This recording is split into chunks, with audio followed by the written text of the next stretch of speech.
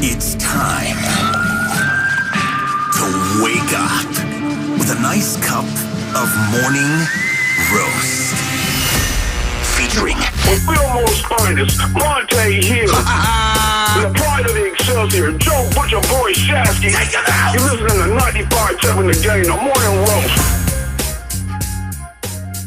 roast. Well, Merry Almost Christmas. In for the roasters today, Kevin Michael, Whitey Gleason, and pro football scout, super scout, Charlie Walter. Charlie, Merry Almost Christmas. Bonte and Butch, of course, enjoying some holiday time off. Great to be with you, although I could swear I saw someone who looked a lot like you on TV very late last night. Yeah, we got off the airwaves at about midnight. It was we coasted into work today. There was no one on the road. Right. What are we doing up?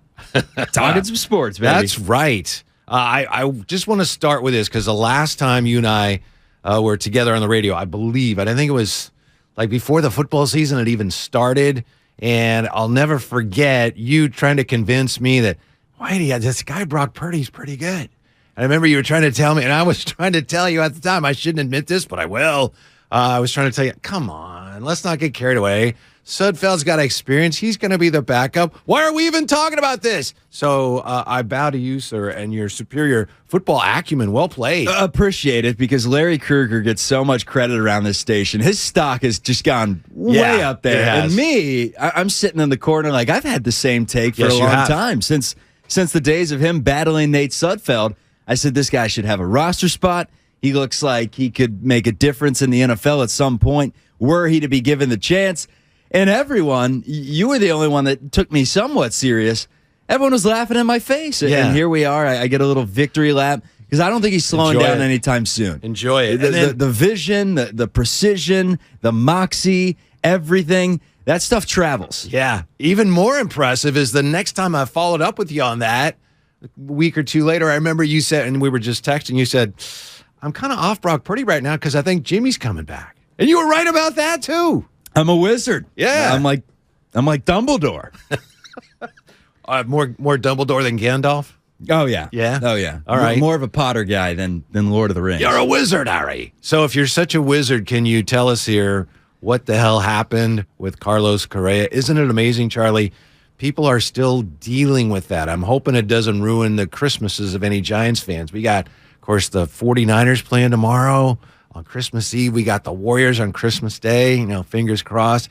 And the biggest story remains around here, the fact that the Giants had Carlos Correa and then, paper cut in the sixth grade. We don't know about that. And then gone. The one that got away. And it was so quickly. And when you're a journalist, I'm maybe not a capital J, but I'm the half J, at least in the TV side, not as much the radio side. But the questions you ask, it's the first thing you learn in journalism school, the who, the what, the when, the where, and the why. And that's what I want to break down, starting with the who signed this off in the first place. Hey, we're going out and getting Correa. Is this Farhan going out on a rogue mission and then someone else in ownership saying, we may need to rethink these things? Let's start off with the who, Whitey. How did this go down in the first place? That's what I want to know. Yeah, it's a good question. Two things here. We're brought to you by Golden State, serving the Bay Area for 3 generations. When you succeed, we succeed. Visit goldenstatelumber.com. And Sam Lubman says he has breaking news for us now on 95.7 The Game. I'm not sure I'd say it's breaking news sounder-worthy breaking news, but it is a who, as in who just signed with the Giants. It is, drumroll, no drumroll, Michael Conforto. And the Giants have agreed to a 2-year deal per MLB trade rumors. Former Met. That'll show you, huh? Hey, Mets, you Pending got Correa? physical, of course. I think we should probably add Good that. point right there. Well played. At this point. Yeah, Conforto, somewhat, he's got a little bit of pop, outfielder, right? So he'll fill in the outfield picture for the Giants. Let's give you the details on Conforto. Left-handed batter, throws right. 6'1", 215. We'll throw in the stats there. Former first-round pick, 29 years of age, the ripe age of 29 years old. Has 132 homers in his career. For a 29-year-old, that's really good. 255 hitter. He can help you.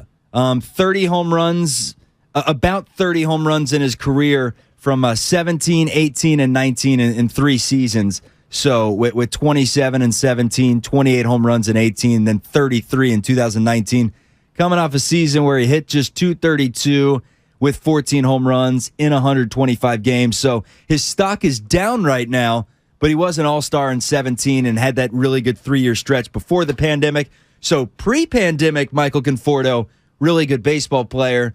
Post-pandemic, but maybe a bargain to be had there. And in a way, nothing against Michael Conforto, but in a way, to me, this makes it worse because it's like you had Carlos Correa, and now, yeah, we don't have him, but we got this guy who's coming off some down years, but we're betting on the upside here. Doesn't it, in a way, just make it look like, wow, they really are cheap? That's nothing against Michael Conforto. It's just not real good timing for that signing. No, it's terrible timing. The worst timing you can possibly have. I do ask you this question, though. Yes.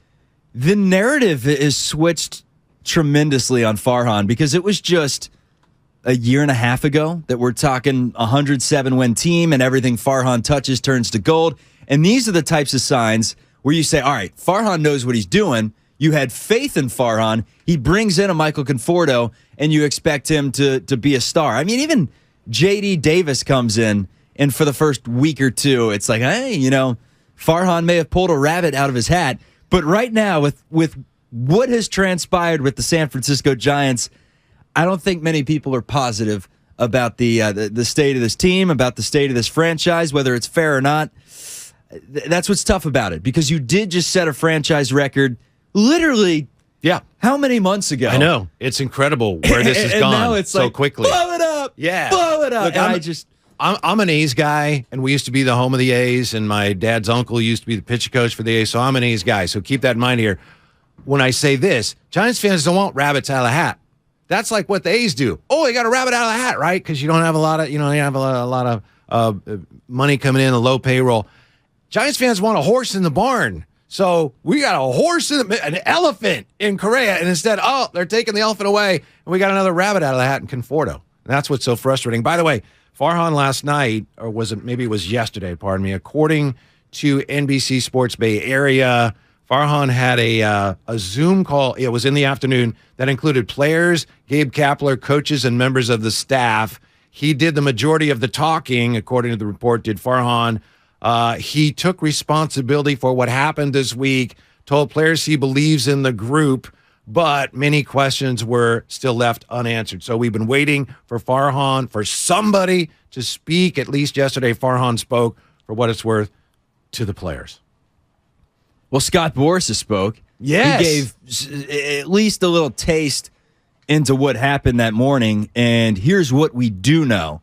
Where Carlos Correa was when this all went down, he was in San Francisco at a hotel with his family. He has a wife, a 1-year-old child, and another child on the way. And the in-laws even, right? Didn't he even have the in-laws there? In-laws in town and everything. He was probably down at the wharf eating a crab chowder bowl day. No question. He was in Atherton looking up some real estate. He was invested, ready to go, ready to step up on a podium. Charlie, do you know hold up a jersey and say, I'm a Giant for life. I've always wanted to be here. Hold up. What's that? All right. Can you find me anywhere else to go? How about I'm already here. How about across the bay? Are they willing to shell out that kind of money? Oh, no, they're looking 3 years, $40 million. I can't do that. New York?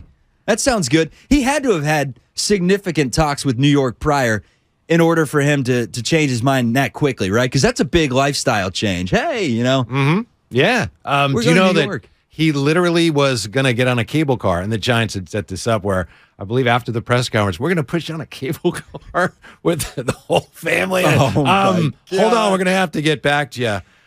Don't tell me this. The story keeps getting worse. Cable car, they had the cable car worse. ready to roll. He's probably going to buy a pretzel down there. I used to sell those pretzels down there at the Haddon Beach cable car turnaround. But there are some now that are suggesting, you don't know what to believe. But until the Giants clarify, I think it's fair to consider a lot of this stuff. Some think that maybe Giants, somebody in ownership saw, wow, we wanted Aaron Judge. Everyone wanted him. We didn't get him. But, we got Correa. Wait, nobody really cares as much about Correa. We thought everyone's going to get excited. They're not as excited about that. Wow, and it's going to cost us a lot of money. Maybe we need to rethink this. I don't know, but it makes as much sense as anything else. Yeah, I mean, if there's any silver lining here, it's that if Shohei Ohtani is a free agent next year, these New York teams don't have any more money. I mean, they do. Steve Cohen has all the money in the You know world. where he's going, right? But You know where he's going. And I don't want to say it, but you know where he's staying going. in state, right? Yeah. Maybe going down the road Staying to a in little SoCal, Hollywood. and he Yeah. ain't going down to the border. Yeah, that's, I think, well, some of it has to do with Trevor Bauer's situation, and there was a ruling on that yesterday we don't need to get into. But I think the Dodgers, one of the reasons they've been so quiet this offseason, because they're preparing for a run at Ohtani. Because if you get Ohtani, then you have your hitter and your pitcher, and it's like it's two everything. signs in one. It's everything. It's the So- Swiss Army knife. But yeah, so I know some Giants fans are hoping maybe Ohtani. I hope so, but I don't see that. I either. was wondering though, with everything that went down, how often something a shell of this even happens. And Boris said yesterday that it's extremely rare to get this far, obviously, to get to the day of the press conference stage and to back out. Like, this does not happen. I remember in the NBA, Chris Paul was a Laker, right? And all the details that transpired. It's been a decade. Yeah. But he Yeah. was no longer a Laker. David and Stern, the that was commissioner, that. said, I'm going to block that. We're not going to let that happen. That's not going to happen. Yeah, yeah. And there were a few of those here and there. But how many pending physical? You always hear pending physical, and you say, you just gloss right over it, right? I know, because I this know. doesn't happen. Right, because And, you know, and now, as Sam said earlier, we have to throw in pending physical because it's a thing, apparently. it's happened with lesser players. Ace fans remember their former closer, Grant Balfour, when he was going to go to the Orioles, and they failed the physical. But it doesn't happen at this level, and part of that is because a team doesn't want it to blow up in their face like that. So if there's any question, and I know everyone knows this, we're all processing this. If there's any question about that, you don't go ahead and schedule the freaking press conference in the cable car ride. Right? You just don't do that. The That's why cable this thing's so bizarre. The cable car ride is just cherry on top That of the really icing put it on over the cake. top for you, didn't it? Oh God, that's terrible. And then what's he doing later that day in New York? Next day, they're like, "Hey, you're gonna be marching around Central Park." Yeah, just tough stuff all around. I will say this: it's a question that I do want answered. So Correa, within, let's say everything transpired within an 8-hour window, right? Because it's That seems, more of like a 12-hour window because it was 9:00 Pacific time on Tuesday to where the press conference was pushed You're back. probably 'cause- making plans to attend that, right? Yeah, it was a couple hours Yeah. before, so it was 11 a.m. The press conference was supposed to happen. 8 a.m. they cancel it, so 3 hours before. By 11:39 p.m., because it was 9 minutes after I got off the air, 11:39 p.m., so it's about 15 hours later, he's officially a New York Met per John Heyman. So in those 15 hours, what happened? That's what I want to get to. Did the Giants make a counteroffer? Because here's the thing.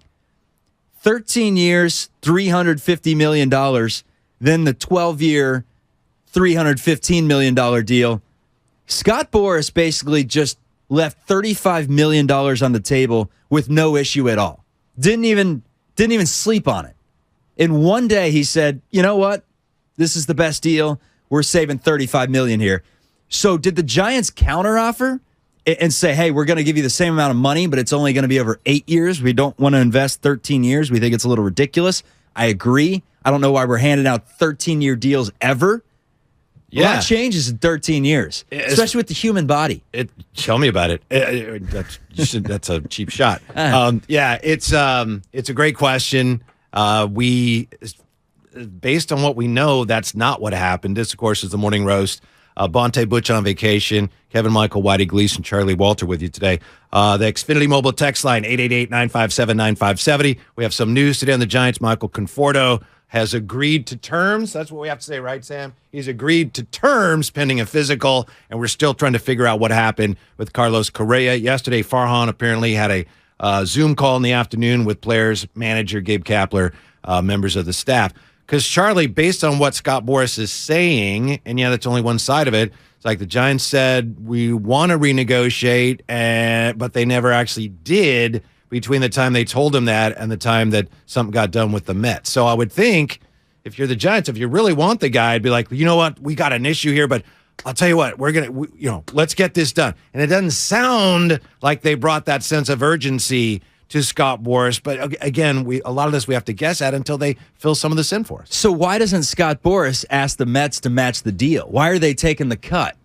Why aren't they, when they hear 12 years, $315 million, why doesn't he say no? The Giants are getting ready to pay us $13,350. We're going to get that deal done and at least make Steve Cohen spend the extra cash. It almost seems like they know something's up. Like, oh, maybe this is actually a terrible deal. So just take the money and let's, Yeah, I think there's an opt-out. Sam says there's an opt-out after 1 year. That's part of it. Also, I think the Giants were the ones that wanted to spread it out to lower the per-year expenditure. So I think some of that, the reason it was so long was because that's what the Giants wanted. So you wouldn't necessarily take that to another team. But I understand your point. It's a great point. I hope it doesn't ruin Christmas for some Giants fans. Here's the thing. But I wouldn't blame them. Here's the Too thing. late. Yeah, I know. Well, it's not Christmas yet. So. Michael Conforto. Now, if Farhan could pull some of that magic that he pulled out in 2021, Michael Conforto, in his rookie year, 841 OPS. You know I'm a big OPS guy. I'm an OPS plus guy, but I like OPS. What's his OPS? That's 114 or something, 120? He had a 148 That's in awesome. 2017. He had a 939 OPS. 279, 27, and 68. I'm with you. That's a guy that you could throw in there. That the thing that the Giants needed is they needed more 3, 4, 5 hitters and less 7, 8, 9 hitters. Because, Wilmer Flores, for as nice a player as he's been lately, you don't want to throw him at the 5. You'd rather throw him down at the 7. The lefties pitching, or the I'm 8. okay with Wilmer hitting there. But I get your point. You'd rather have him down there 6, 7, 8. 6, 7, preferably. Conforto, if he's hot, that's someone you could throw in the 5 hole, and you need more of those hitters, and that's what they get. So they don't get Correa, but they get Conforto, high upside guy, still young, coming off a terrible season, but in 2020, the shortened year, that 927 OPS, it's better than Correa's probably hitting. Isn't he from, or didn't he go to school up in the Pacific Northwest, Conforto? Like he's an Oregon guy or something? Oregon State. Oregon State, yeah. 888-957-9570 on the text line. From the 650, they signed damaged goods, which is a total waste of money. And I'm not sure if Z is talking about the Correa thing and saying, yeah, it's good that they didn't do that deal, or if he's talking about Conforto. 209 comparing the Giants to what team? The Pittsburgh Pirates. Cheapskates. Oh, come on. Giants are a mess from the 209. This is a bad look to sign Conforto now on the heels of the Correa thing. It's definitely bad, but they spent some money this offseason. They went out and got a couple arms for their rotation. They went out and got, say what you want about him, Mitch Haniger can play. But Rodon left. Okay, here's the thing. Stripling and Manaea. I mean, Stripling's good, I know, but you lost Rodon. You have to get upgrades of what you had. And is Ross Stripling an upgrade from Jacob Junis? Is he he might be. He was last year. He should be. Is he an upgrade from Rodon? No. The Giants won, as you pointed out, 107 games. How'd they respond? They cut payroll. Kevin Gausman, we don't want to go there. So the Giants win 107. They cut payroll. The Mets win 101 games. They're out in the first round to the Padres. How do they respond? They spent $801 million. Yeah, well, the difference is Steve Cohen is the monopoly man, and he just chucks out money because he wants to win games. He wants to buy championships. That's what they're about in New York.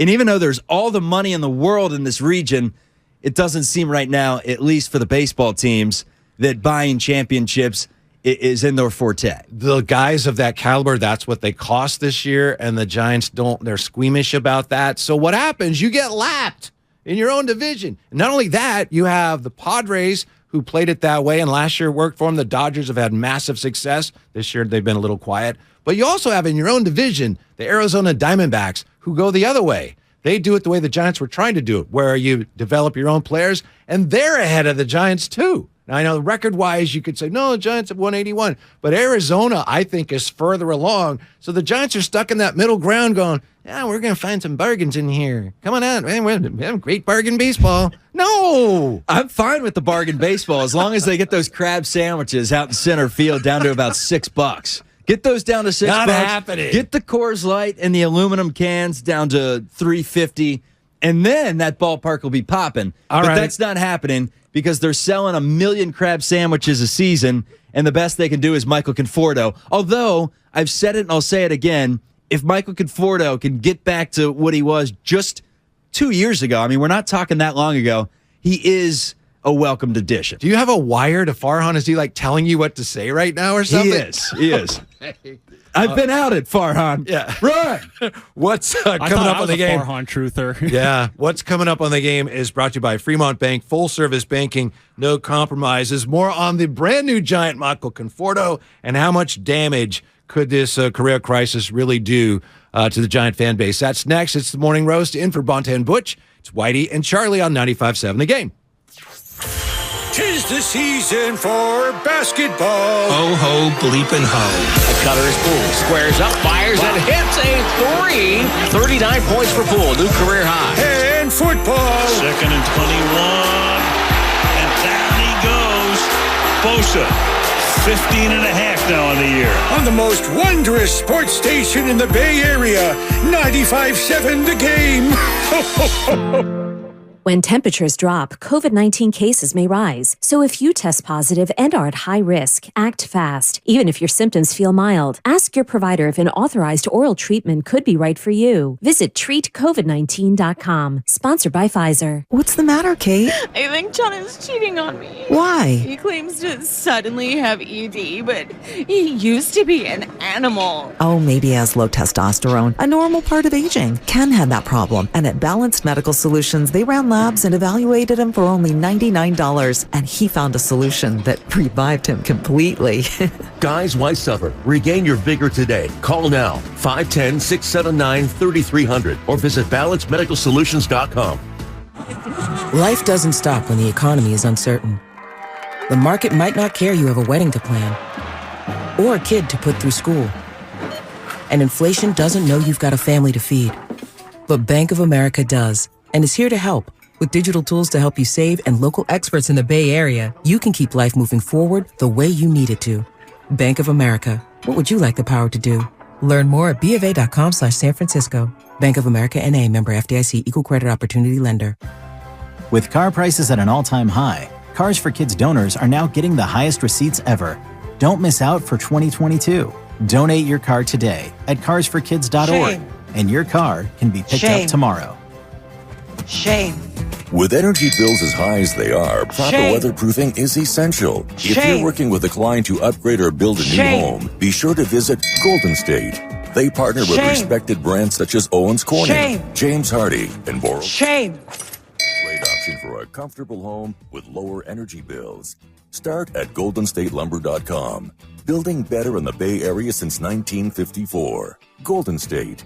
When you succeed, we succeed. Hi, I'm Aaron, owner of California Deluxe Windows. Ever notice? When your neighbors get new windows, there is a large black eye of broken stucco, uneven plaster, and even mismatched paint. At California Deluxe Windows, we never leave a ring around the window. Why? Because we are one of the only companies in California who custom crafts every window and door to your home's exact measurements. Almost everyone else on the radio is a distributor. They grab a window from a warehouse, break open your walls, shove it in, and patch things up. At California Deluxe Windows, we take pride in our work. Our installation technique is so precise, we do not break your stucco. Your house could be covered with potato chips, and we wouldn't crack one. Call now, and for a limited time, you get 30% off your entire order and 24 months of interest-free financing. 800-874-3600. 800-874-3600. That's 800-874-3600. California Deluxe Windows. Windows engineered for life. Certain terms and conditions apply. CSLB number 774518. Are you dreaming of an adventure? Ready for a getaway? Celebrate the season with SFO. Enter the SFO Holiday Sweepstakes by visiting flysfo.com/holidays for your chance to win a $1,000 credit toward a nonstop flight from SFO with more than 115 destinations to choose from worldwide and other great prizes with SFO this holiday season. SFO, your gateway to holiday cheer. Go to flysfo.com/holidays for your chance to win today. At Right Way Garage Doors, we consider what we do inspired craftsmanship. Our design pros are artists, using wood, glass, and metal as their brushes, your home, their canvas, all inspired by your vision. Right Way Garage Doors has been delivering the highest quality work with the right value and the right customer experience for 42 years. Check out their end-of-year blowout sale. For a limited time, receive 15% off your garage door purchase, plus qualify for up to 24 months no-interest financing. Call 877-DOOR-808 or visit rwgaragedoors.com. Wesley Financial Group is not a law firm. This story is called The Ugly Truth About Timeshare. If you think you've done your family a favor by buying a timeshare, you need my help. Hello, I'm Chuck McDowell, CEO and founder of Wesley Financial Group. 10 years ago, I started helping folks cancel their timeshare. And in the process, started what's now called the timeshare cancellation industry. Timeshare is the only thing that you can buy that you can't tell me how much it's going to cost or when it's going to end.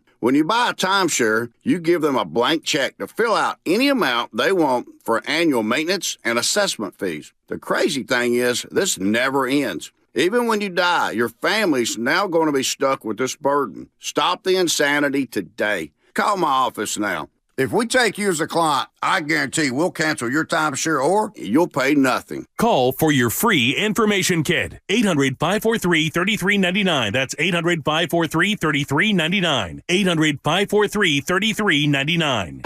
ZZ Top and Leonard Skinner are coming to Shoreline Amphitheater August 10th, and 95.7 The Game has your tickets. For your shot to win and get in the running for the grand prize, 2023 Shoreline Lawn Pass. Head to 957thegame.com.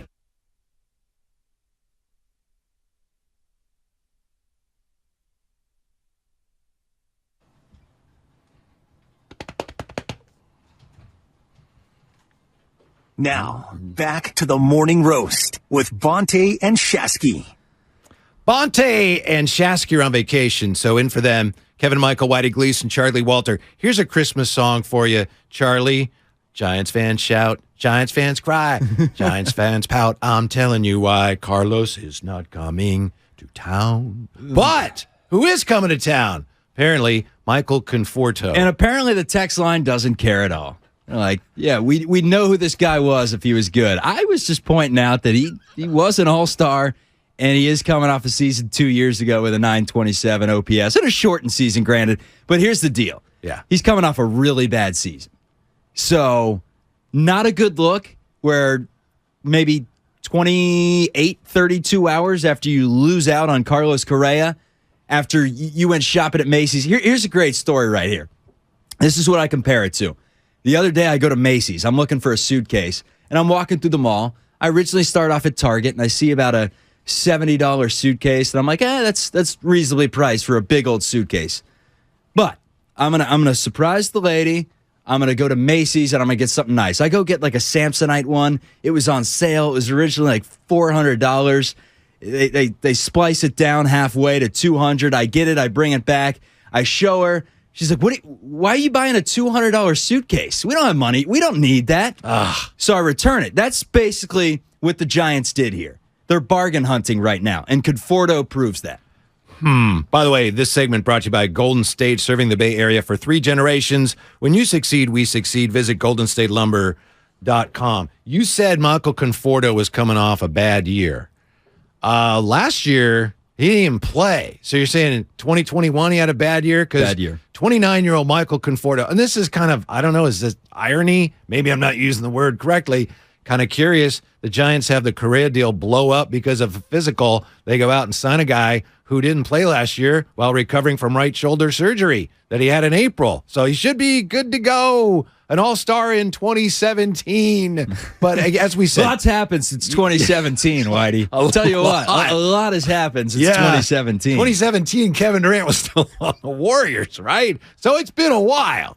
I understand your point, but I think you agree. It's easy to, if you take that in a vacuum, Michael Conforto, okay, well, maybe that could help. But coming after the whole Correa thing blew up, it just leaves Giants fans even more bitter. It stings. That's what you give us? Would you rather not have him, though? Because there's not a lot of free agents right now that you can go out and grab and sell the press release with, hey, we got so-and-so. At this point, I mean, it's better than nothing. I'm trying to look at the positive. There aren't many positives here. No, you just had a player not leave at the altar. You sent him packing. I tend to we agree don't know with you. why. Yeah, but again, it's the Giants. It just depends on how they handle this, and so far, they haven't handled it well. No. It's like, as we were saying earlier, it's like this career thing was like a ground ball that they kicked into the dugout and then ran in to get it and then slipped on the dugout steps, knocked themselves unconscious They're trying to sitting get there it. like Randy, laying there like a slug from a Christmas Story. Right. It's that bad. And I think it's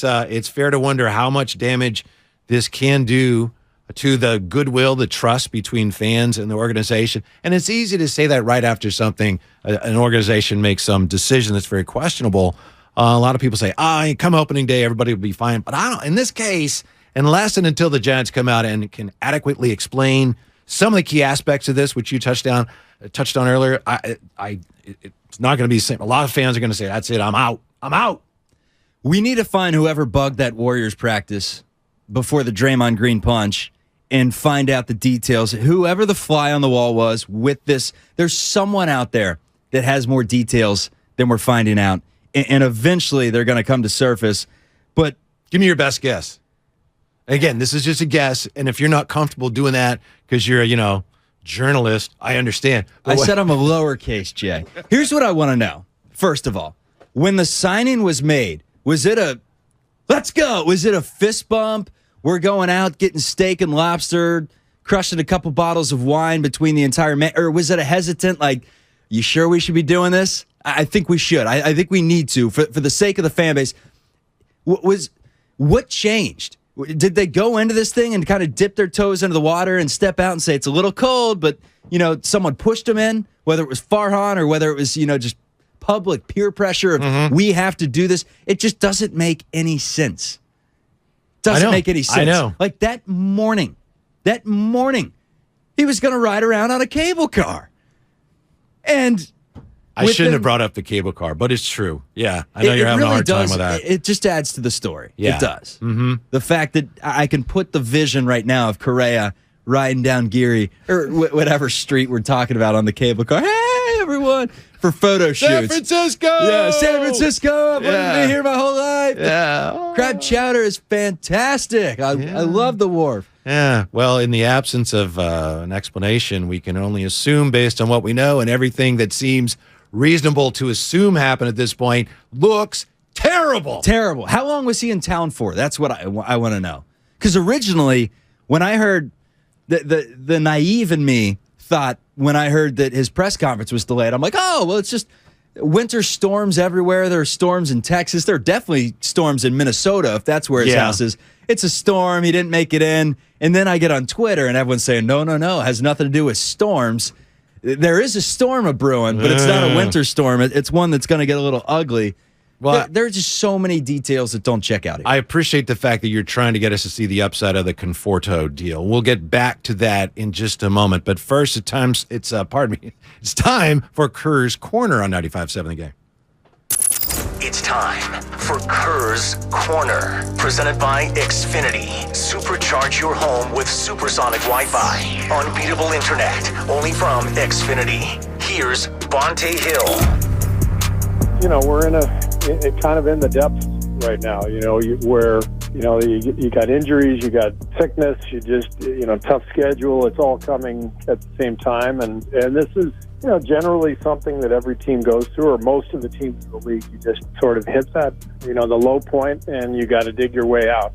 And we'll do that. I think, you guys remember last year in March, we lost 9 out of 11 games.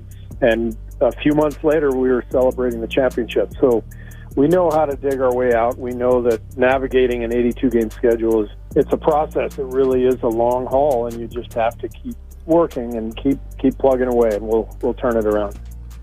Steve Kerr yesterday, that wasn't Bonte actually, that was Steve Kerr yesterday on with Damon and Ratto, and Coach Kerr began the conversation, Charlie. I don't know if you had a chance to hear. He began by talking about, hey, you know what? I'm a grandfather now, so this is great. But then, of course, inevitably, conversation turned to more unhappy matters of where the team is right now. And that was Steve Kerr's attempt to, as you're trying to put a positive spin on the Conforto thing, to try to put something of a positive spin on where the team is right now with this 8-game homestand coming up, tipping off with the Grizzlies on Christmas.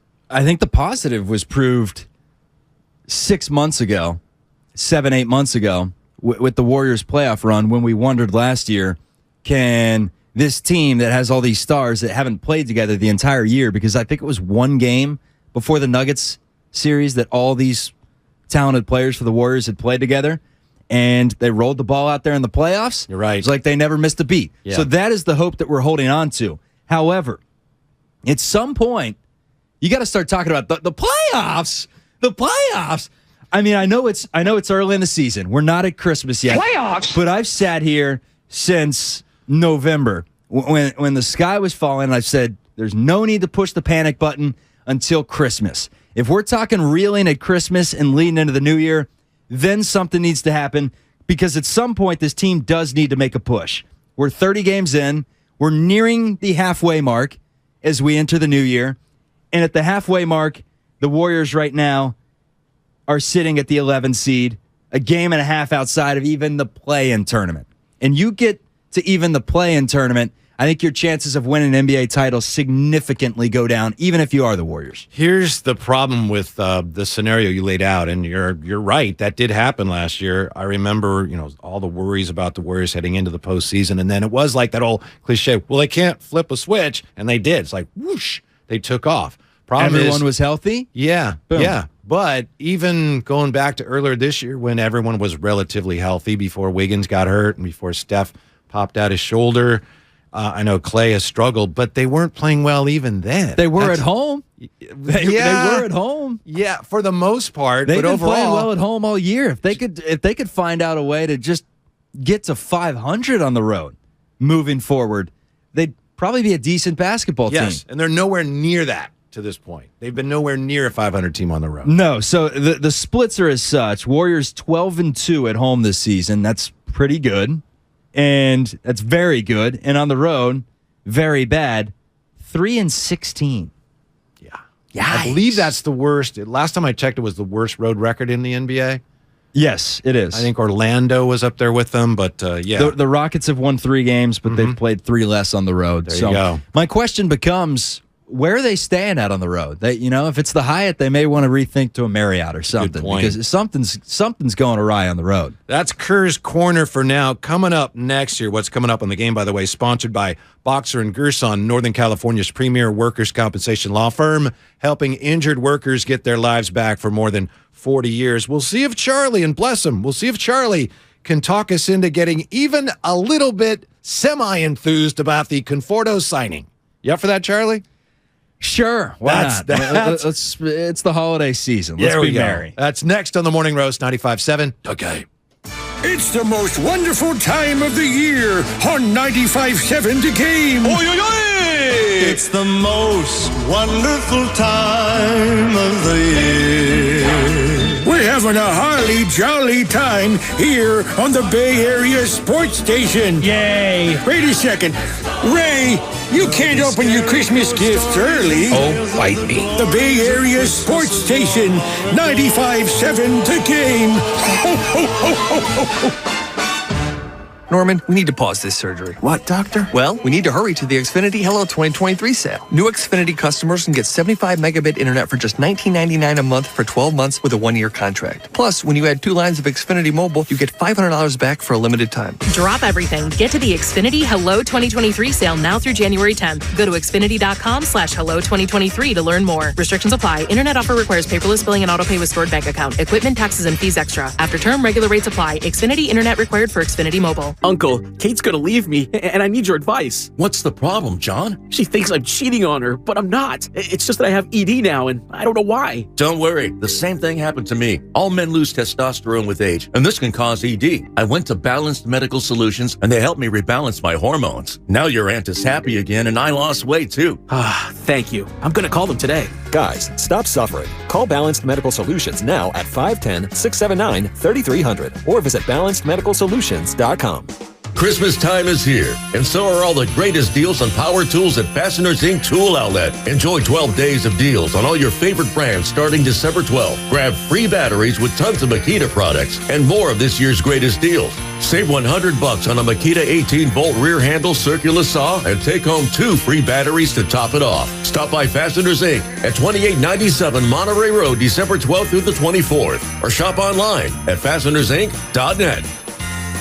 End this year on a high note at Big O Tires year-end sale. Get great deals on name brand tires for cars, pickups, and SUVs. Plus, save on auto care services with financing options available on credit approval. Visit BigOTires.com for all year-end sale offers. Ends January 8th. First, we decide where we want to go. Then we need to know the best way to get there. Hi, my name's Adam Barata. I'm the owner of Advantage Gold. We're the highest rated precious metals firm in the country. We teach people how to own physical gold and silver. Now, we've won the Best of TrustLink Award 4 years in a row because we educate our clients on how to buy gold and silver the right way.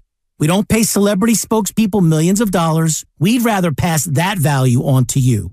Call 800-900-8000 and speak with one of our experts. We'll send you a free gold kit along with my latest #1 national best-selling book, The Great Devaluation. Call 800-900-8000. That's 800-900-8000. Get the best information, the best process, the best service, the best value. Call Advantage Gold at 800-900-8000. Call 800-900-8000. Advantage Gold is not an investment advisor or a tax advisor. Consult with your financial advisor before investing.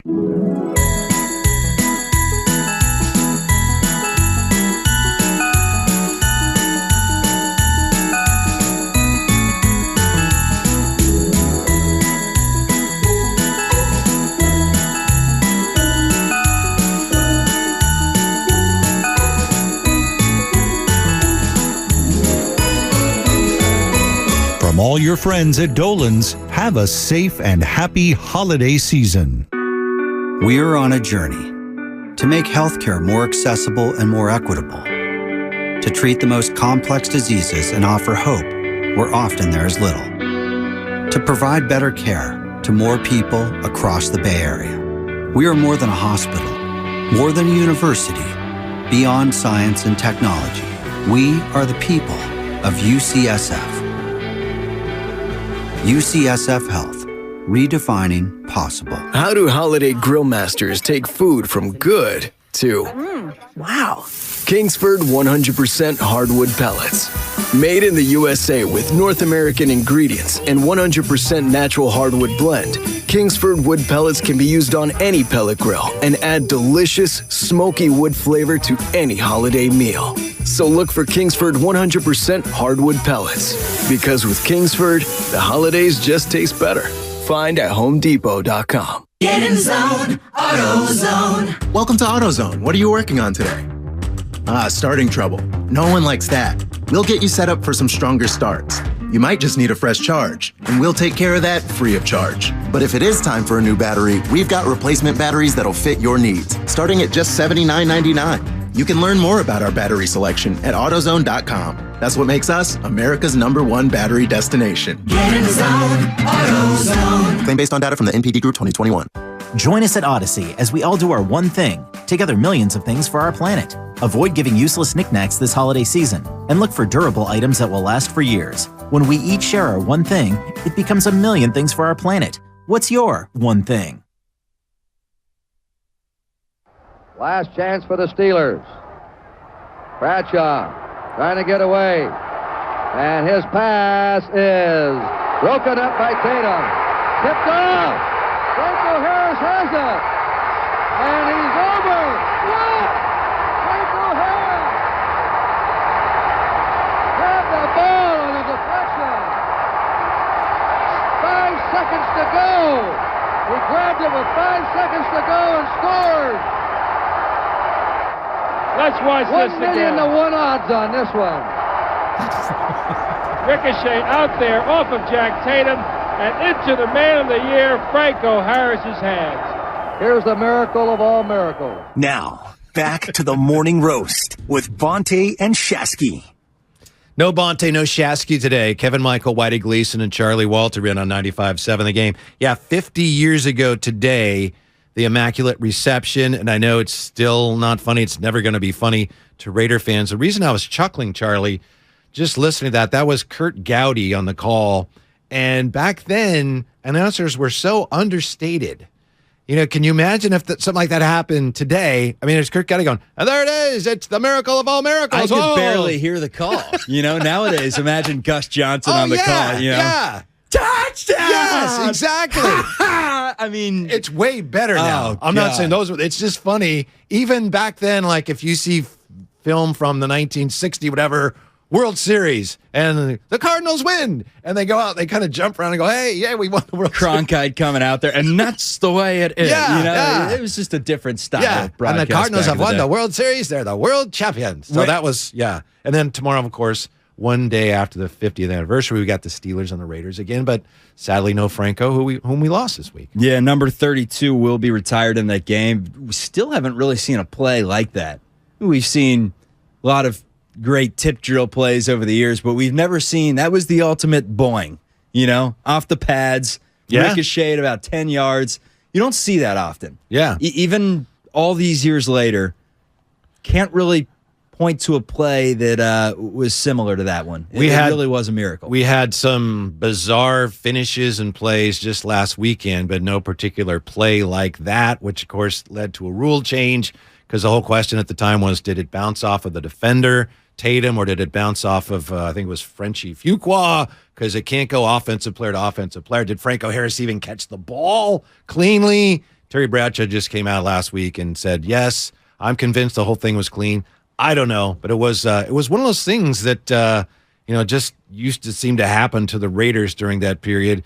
I think led to, in some minds, the idea that the league is somehow it's a conspiracy against the Raiders because that was not a clean play. Anybody else, they would have waved it off, but against the Raiders, they let it stand. And they've been cursed since, and maybe they broke the curse the other day with Jacoby Myers tossing them the football right there and giving them the gift of victory. Maybe finally the fortunes have turned. It's going to be tough sledding because they have to hope for a lot of Chargers losses over the next few weeks, and now the Chargers are getting healthy, so that's going to be tough. But Raiders did do it last year, not in this position. They weren't nearly as far behind to come back from, but you're telling me there's a chance. You just mentioned that because they lost to the Bengals in the playoffs, right? You just wanted to lead us to that road. No, I was just mentioning that the Jets lost yesterday. The Jets look cooked at this point. The Jags are on the rise, but if the Chargers can somehow slip up, and the Raiders can, well, here's the deal. The Raiders have the Chiefs and the 49ers. So that's where you can pretty much just say, this ain't happening. Tough sledding. Yeah, tough sledding. But, hey, you're telling me there's a chance. Yeah. You know what else happened 50 years ago? The Dolphins were undefeated. Bear with me here. I'm going somewhere on this. Dolphins, 1972 Dolphins. They won every game, 14-0. Then they won their 2 playoff games, and they won the Super Bowl, 17-0. Perfect season. Bob Greasy was their quarterback, and in Game 5 that year, he broke his leg, so he was out. So they brought in a guy named Earl Morrall, and he was the backup quarterback, and he led them the rest of the way until they got to the AFC title game, and he was struggling. Don Shula says, hey, Bob Greasy, you good to go? Yes, I'm good to go. They brought him in. He wins that game, wins the Super Bowl. What do you think is a chance that we see anything like that with if Brock Purdy struggles in the playoffs and back to Jimmy? You think that's how possible? Is there any way that happens? If the NFL has taught me anything, and it's not just the quarterback situation, let's take it week to week. Let's take it week to week. After Chicago and after Denver specifically, people push the panic button on this team. People push the panic button on the quarterback position. I mean, they're sitting here right now, are the 49ers, with 3 quarterbacks that you could potentially point to each one of them and say, all right, they could move forward with him. They could move forward with him. Now, Purdy, I think people want to see more from him in terms of, just reps in general. And what happens if he's behind, for example? Every single time he's gone out there, he's proved that he's a starting quarterback in the NFL. Yeah. And yes, there are players like this, the Fitzmagics of the world that come around and have 4 or 5 good starts, and you say, that's a starter in the NFL, and then you put him on a different team, or you just let 3 weeks go by and you say, maybe not so much. Tommy Maddox was like that back in the day with the Steelers. He had a decent run where you're like, Tommy Maddox, maybe. Sure. He may be a starter in this league. But, I mean, Brock Purdy, I think the most impressive thing about him is he knows who he is. He doesn't try, as Mike McGlinchey says, we call him Soundbite Lord with Channel 5, because Mike McGlinchey, out of all the soundbite lord, out of all the 49ers out there, think about it, that you would interview after a game, Mike McGlinchey would be like number 10, number 12 on the list. But the media heard they sprint to McGlinchey because he gives you what you want. Nice. You know, he gives you the sound yes. bites. After someone gets hurt, I'm heartbroken. You know, he gives you that bite. And he basically said Brock Purdy doesn't need to be Superman. He's playing like him right now, but doesn't need to be Superman. Just needs to know who he is and go out there and execute. And that's what he's done. He doesn't try to do too much. The moment isn't too big. And how about that vision? How about the vision? Scans the field. It's amazing. It's really good for a rookie. So far, so great for Brock Purdy. By the way, speaking of the Niners, Jordan Elliott from Niners Nation is going to join us about 8 o'clock to look at what the advanced numbers say about Brock Purdy and how well he's playing. You mentioned that Brock Purdy doesn't have to be Superman. Reminds me of a guy that he knew in college that he went to college with, Tyrese Halliburton. Tyrese Halliburton was just talking about Brock Purdy. They got to know each other. And Tyrese Halliburton said, he's like Batman. So it's just funny when you say, doesn't have to be Superman. Maybe he is a little more like Batman than Superman. But the question is, what happens if he gets behind? But there's, as you say, he plays with so much confidence and just seems to be, it's maybe too early to say, but a perfect fit for the way the 49ers are attacking people. When was the last time the 49ers have been behind in a football game? I guess L.A. Chargers? Yeah. Were they trailing the Dolphins early? Yeah, it was 7-3 when he came in. Yeah. Okay, so 7-3 against so the Dolphins. So he was behind technically. But that was very early. I'm talking in a meaningful third, fourth quarter. The last time the 49ers were trailing a football game, it was before Thanksgiving. I don't know what this team's weakness is. And it takes 22, 23 if you're including the 12th man. And Brock Purdy has 21 of the best NFL players in the league around him at every position. Linebackers, loaded. Edge rushers, unreal. Safeties. I mean, Hufanga's been great. Tashawn Gibson's been really good. The veterans stepping in there. Corners, they've been good despite injuries to Emmanuel Mosley. Offensively, running backs, even Jordan Mason steps in there. He's a downhill runner. Even the interior of the offensive line, which we probably talked about in September, said, I don't know, a little shaky, but it's been solid. Fine. Yes, yeah, it's been fine. Ayuk's been good. The receiving court, Jawan Jennings has been a lot better than expected. So everywhere on this roster you look, and there just aren't many holes, and Brock Purdy sure as hell ain't one of them right now. Yeah, it's a good point, and this team reminds me now of going way back, since we're going way back, talking about Franco Harris and everything. Bill Walsh's 49er teams, when they were just humming and winning multiple Super Bowls, they'd have a game against whoever, Tampa Bay, and Bill Walsh was great at saying, on any given Sunday, and Jack Thompson, he can sling it. And I get the same type of feeling from Kyle Shanahan this week, and I know he means it, but when he talks about Washington, boy, that defense, this is the best defense we faced in a while, and hey, they run the ball well, and this is they do things you need to do to be a playoff team. And I know the Commanders are not a bad team, but they got no chance to beat the 49ers, do they? Not the way the 49ers are playing, to your point. Yeah, and here's how I'm looking at this game. I see the spread -7, and I wonder right away, what are the 49ers playing for? What are the Commanders are playing for? Commanders are playing for a playoff berth right now. 49ers have everything locked up. So you would assume right there, all right. Well, excuse me, but they're still trying to get into the second spot. But yes. Yeah. They're playing for either 2 or 3 right now. And if you somehow, some way expect the Eagles to lose every single game, maybe they're playing for the 1. But it's either 2 or 3. It's the difference between maybe an extra home playoff game, which is huge. Don't get me wrong, but they also need help from Minnesota. And I don't know, Whitey. I don't know. All I know is I'm looking at the spread. I see the 7 points. The Commanders have a lot more to play for, but George Kittle yesterday in the locker room said, we're not taking our foot off the gas. I know that we could technically ease into the playoffs, get Christian McCaffrey some rest, and throw Jordan Mason in there. Maybe see a little more Danny Gray, a little less Brandon Ayuk. You still have to keep the line in there because you got to protect Brock Purdy, who needs all the reps he can get.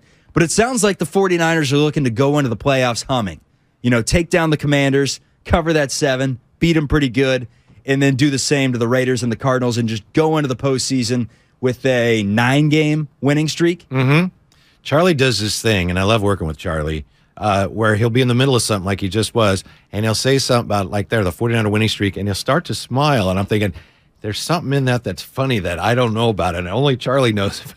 Just every so often, you got what that little say. grin that creeps in there, and say it's like good teams win and the great teams cover, and the Niners have covered in 5 straight. I mean, they're just taking care of business right now. Yes, they're they are better than everyone expects them. Yeah, in Vegas. So you better win it all this year, right? Tell you why Kyle Shanahan definitely does not want to rest players, why he's so concerned about keeping, as you say, the pedal to the metal. But first, want to remind you that you're listening to 95.7 The Game, KGMZ FM and HD1 San Francisco, always live on the free Odyssey app. Download the Odyssey app and favorite 95.7 The Game for the best and most up-to-date sports coverage. Don't forget, you can also watch us every day on our YouTube and Twitch streams. Just log on, search 95.7 The Game. Be sure to like and subscribe to the channel while you are there. A moment ago, I mistakenly referred to Kyle Shanahan as a Mike Shanahan. Well, Mike Shanahan coached the Broncos when they won the Super Bowls in 97 and 98, right?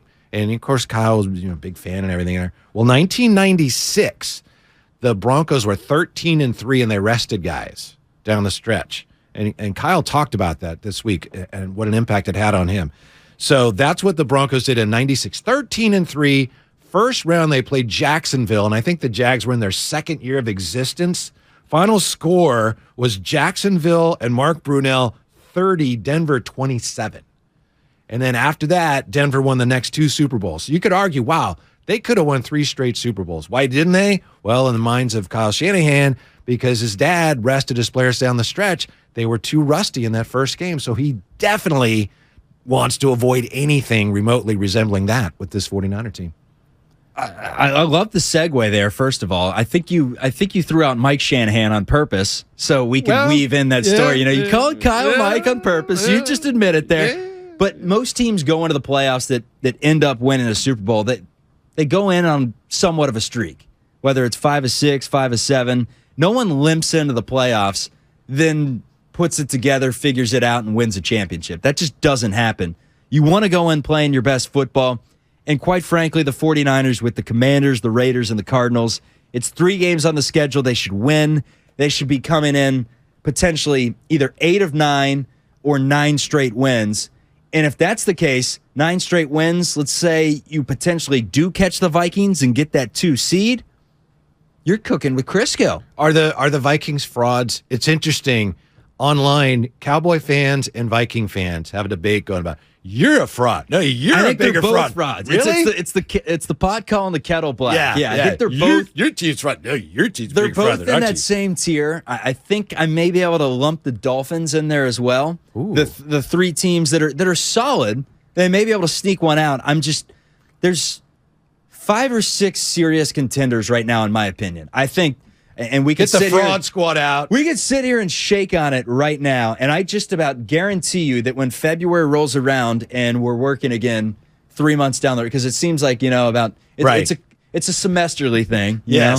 We don't do this quarterly. Every solstice. When I do see you at the next solstice, at the spring solstice, we'll be talking about the 49ers down the stretch and what they did here, and I just completely lost my train of thought. That's what happens at 7 o'clock in the morning. That's why I'm here. No worries. Yeah, the fraud squad's coming out. I'm going to take a sip of my Ghost energy drink here. That'll help. The thing about the Vikings, and by the way, I want to let you know, it's of course it's not Bonte Butch today. They're on holiday vacation, so it's Whitey Gleason and Charlie Walter on 95. I was telling you about my teams. Let me finish real quick, just because before I lose it again. Now that I do want to mention that we have shameless shout outs coming up at 7:45. So get ready for that. Shameless shout outs. You can shout out whoever you want. Shout out to my mailman. Shout out to Farhan with Michael Conforto, which we'll get to, whatever you want. So anyway, you have that coming up. Shameless shout outs 7:45. Charlie. All right, the solstice. When we talk at the solstice, it's going to be from the AFC, one of the Bills, Chiefs, Bengals. One of those 3, no one else. Titans, Charlie's good. From Ohio. Ravens, good. Well, they're the reigning AFC champs. Yeah, I'm just saying. I know. And they've won are, 6 no question. straight. Yeah. They're sizzling. Yeah. And then from the NFC, it's the Eagles, it's the 49ers. Those 5 teams to me are it. When I see it at the solstice, it's one of those 5 teams. Name them, I'm going to say no. You're not worried about, No. No. I was going to say the Eagles with the quarterback got a bad wing. Minshew's playing for them starting against the Cowboys. Then it makes the path easier for the 49ers. Okay. All right, so everybody else is basically a fraud? I wouldn't say fraud. I just don't know if they have. We'll say fraud. They're frauds. Yeah, they don't have the firepower to go the distance. That's what I'm going with. I mean, who'd you say in the NFC you said 49ers? 49ers, Eagles. Yeah. Wow. Okay. I think the Vikings may be able to win a few games. Now, here's the deal. You know that Craig, who runs the board, is a big Tampa Bay fan, right? And one of the most ridiculous things I've ever seen is that the Buccaneers have better betting odds to win the Super Bowl right now than the Dolphins, which to me is, I know that they're hosting a home playoff game. The point is, he's running the board. He can make you look bad. He can say whatever he wants right now. I don't care. He can cut your mic off. You just know that the Cowboys are going to lose, though, right? Oh, yeah. Exactly. That's why they got better odds than the Dolphins do, because the Tampa will beat the Cowboys in the 4-5 matchup. I don't care how many games Tampa wins. They're not winning the Super Bowl. Oh, I'm not saying that either. Yeah, they may be able to sneak one out, but that line is putrid. They don't have a running game. Like getting any of their offensive linemen back. You can't win a center Super back Bowl or anything, that way. Craig? Get two guys back here this week and next week, and hopefully the team gets healthy. That's why I beat the Cowboys, but you're not going into Philly. They can't go into Philly and win. So no, they're not going into San Francisco and winning. They can't string together multiple wins. If they do, respect to Tom Brady. It adds to the illustrious career that he's had, because that team stinks. They really do stink. I'm sorry, Craig. They're hurt, bro. I'll take it. There's just a nicer way to say it when the guy who's running the board is a fan. Craig, of the team. happy holidays, but your team sucks. He's been waiting 30 years for the Bengals to be good. Let him have his moment here, okay? Yeah. If the football gods have any mercy, they won't allow the 49ers to have a bad ending to their season, because, fans who are fans of the Giants and the Warriors and the 49ers couldn't take that, could they? With everything else that's going on right now. And maybe the Warriors turn things around, but we're still dealing with the Carlos Correa situation. Like, well, at least we got, the Warriors, they're struggling right now. Hey, we got the 49ers on this incredible run. So the 49ers have to win it all this year, because otherwise they have some fans that I don't know if they could mentally survive it. Yeah, you have to win it all, because the thing is, if you get to the Super Bowl, while some would say, oh, what a wonderful season, let's go to the airport and cheer on these guys when they get home. You're beyond that now. You're beyond that, A, and B, from experience, there is nothing worse than losing in that Super Bowl, because you know how hard it is to get back there. You lost the Super Bowl? Thanks. Well, no, you said from experience, didn't you? I was at the Super Bowl last you were year. at the Super Bowl. I thought you were like playing in one. No. Okay. All right. You think what position do you think I was? You think I was chasing down the tee back in my day? Holder. No, I was chasing the tee. I was quick out there. I would slide, grab, and run. Yeah. What do you think, Craig? Backup holder? Charlie? Maybe? More left out than I'm not going to lie. I see Brock Purdy in the locker room. Yeah, name drop right there. And he's not that much bigger than I am. I mean, he's listed at 6'1", 220 on the media guide, but I see him sitting by his locker. He doesn't look 6'1", 220. A lot of those guys, punters as well. You'd be like, this guy's on a football team? Yeah. I mean, Brock Purdy doesn't look that much bigger than Robbie Gould. Right. The lockers are right next to each other. I see him all the time. Yeah.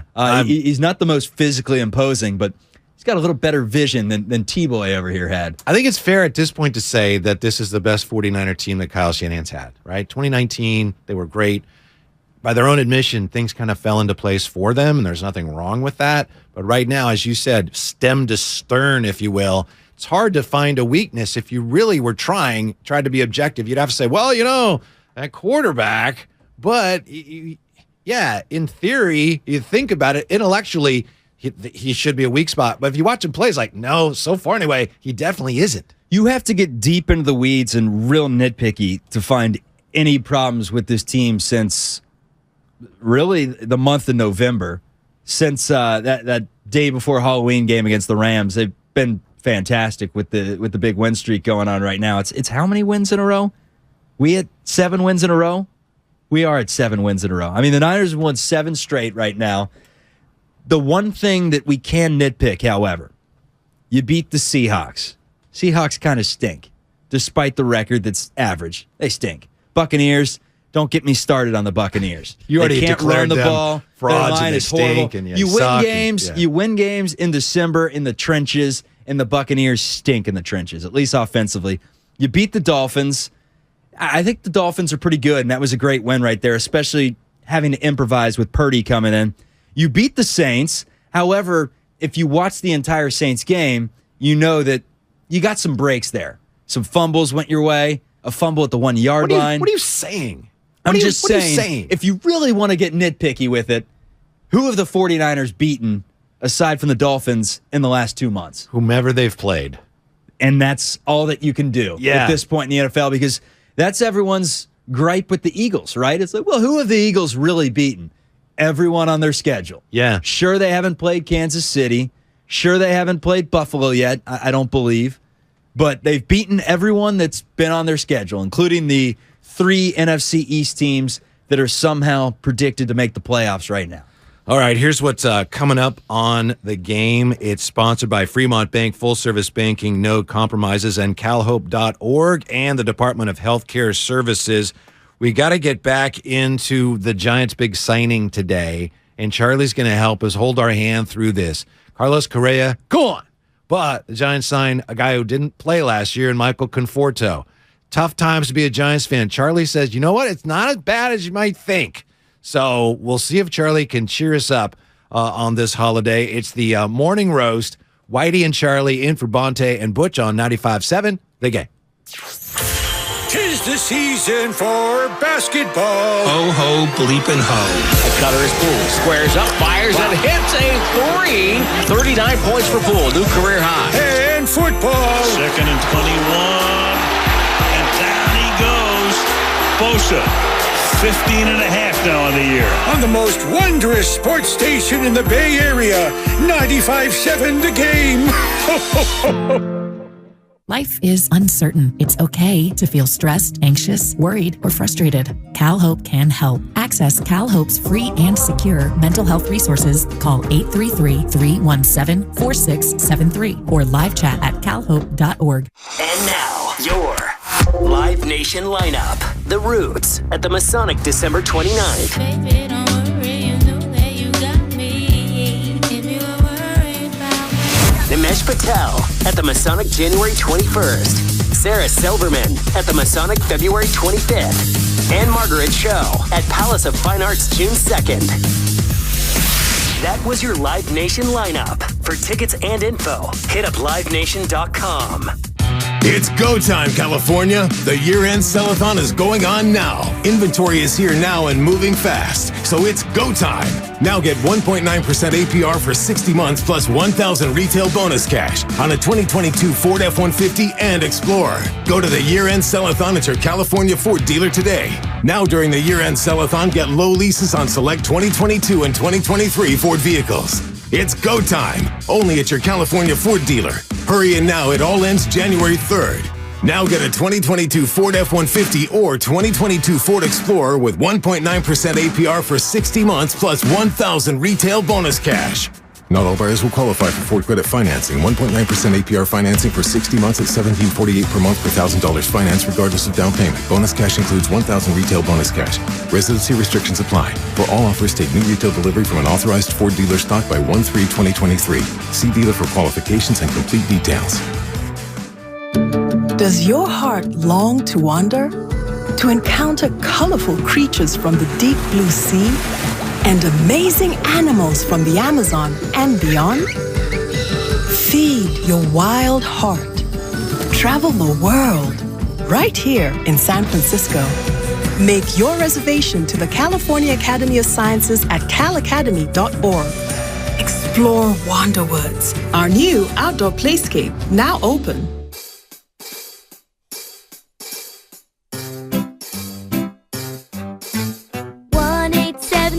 Cars for Kids.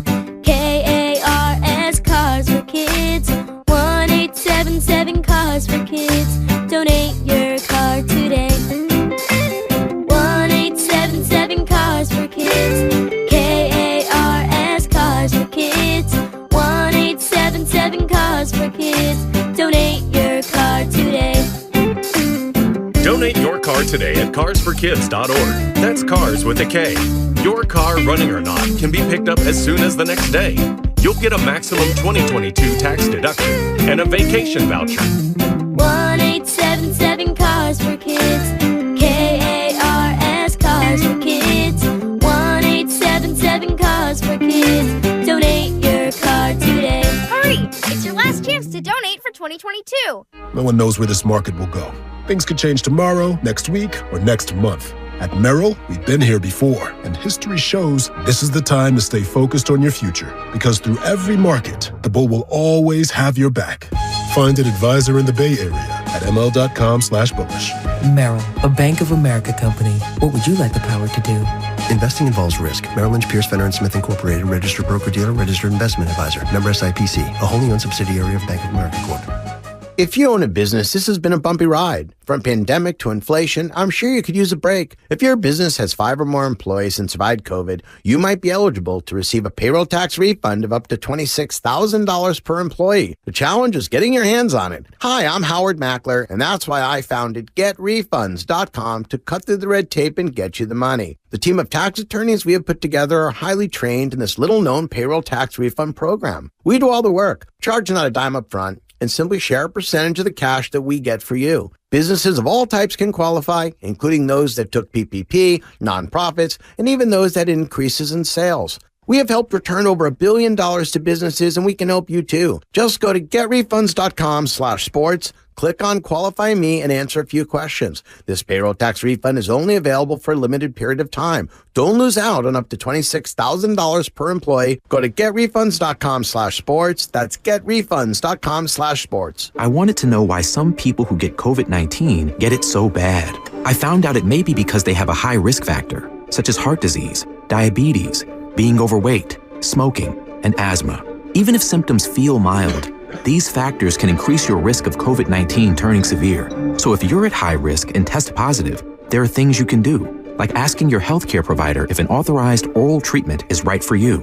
Learn about an option at treatcovid19.com. This message is sponsored by Pfizer. Streaming on Peacock. Fellas, I'm getting married. From the creator of The Best Man and The Best Man Holiday. Come with us to Quinn's wedding. Guaranteed to put a smile on your face. And executive producer of Insecure. They want to make unfinished business into a movie. That book caused a lot of drama. Get your popcorn ready. Maybe just like old times, only better. The Best Man, the final chapters. A new limited series. Streaming now, only on Peacock. Let's get lit!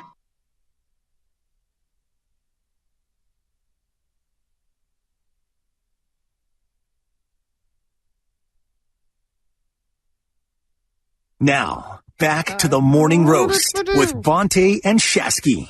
Oh, come on. Bonte and Shasky are celebrating Christmas, no doubt, together. So in for them today, Kevin Michael Whitey Gleason and Charlie Walter are Santa Claus, they call him, because didn't you just do some bit where you were Sean Connery as Santa Claus on TV? I don't think I went into it with the impression that I was going to go with the Sean Connery voice, but when I'm sitting up there at Channel 5 and we're taping this, and the news anchors start walking in, your plans change a little bit. You know, you have the vision. Yeah. You're going to go out there as Santa Claus, who is the North Pole sports book advisor. And he goes out there, and I dished out about 6 picks, locks, by the way. The season of giving. Give us the voice, though. What was the voice you used? Ho, ho, ho! Merry Christmas, everyone. Welcome here to the Choice Couch. And we went with a little Sean Connery. And in the moment, you know, looking into it, I thought it was going to be great. And then in the moment, I'm sitting up there in the you know, the newscasters, the main anchors are walking in with suits and ties, getting ready to report on real news. And they're waiting for their run through, basically, because the jackass sports guys in the corner vibes were giving out, giving out, you know, locks and a Santa Claus outfit. I was sitting there and I'm like, at this point, it's gonna be Gold TV. Yeah, it's up on Instagram at Charlie Walter TV. Check it out. It's comedy. Yeah, I think. I applaud you. It may not be. I haven't for seen everyone. it yet, but the way you describe it, I mean, it's an idiot in a Santa suit giving out locks and throwing money in the air, and it's we did our best. But yeah, we made Brock Purdy. You're the man now, dog. Yeah, Brock. It's a great Sean Connery pool right there. Good job, Heidi Forrester. 888-957-9570. That's the Xfinity mobile text line. Also, you want to participate in the show with your calls and see if you can match Charlie's Sean Connery voice. Hey, give us a call. Let's talk to, is this Sam? Sam or Sam? I want to make sure I get the name right. Yeah. Hi, is this Sam or Sam? It's a Sam. Sam, I'm sorry, Sam. Happy holidays. No worries. Thanks for listening. What's on your mind? Yeah, thank you. What's up? So there was something touched earlier in the morning, and that was the Niners' weakness. Now, don't get me wrong. I don't think the Niners really have any weakness but a running quarterback. Look at what Mariota, when we faced Mariota, when we faced even Russell Wilson with the Broncos and Patrick Mahomes, those 3 big losses, all 3 of them can run, and they did run against our defense. Now, even if you go back to when we had that stellar 2019 defense, we had issues with running quarterback, even when the Eagles put in Jalen Hurts. Yeah. Do you have any idea why that is, Sam? I mean, I've heard a lot of theories. Do you have any guess as to why the 49ers seem to struggle with those running quarterbacks? I think it's because they run a lot of zone, from what I've seen. But now with God, why am I drawing a blank on the new defensive coordinator's name? D'Amico Ryans. D'Amico Ryans, thank you. I think with him, he's gone a little bit more man, but I mean, still, even last year with his start, they were still struggling with the running quarterbacks.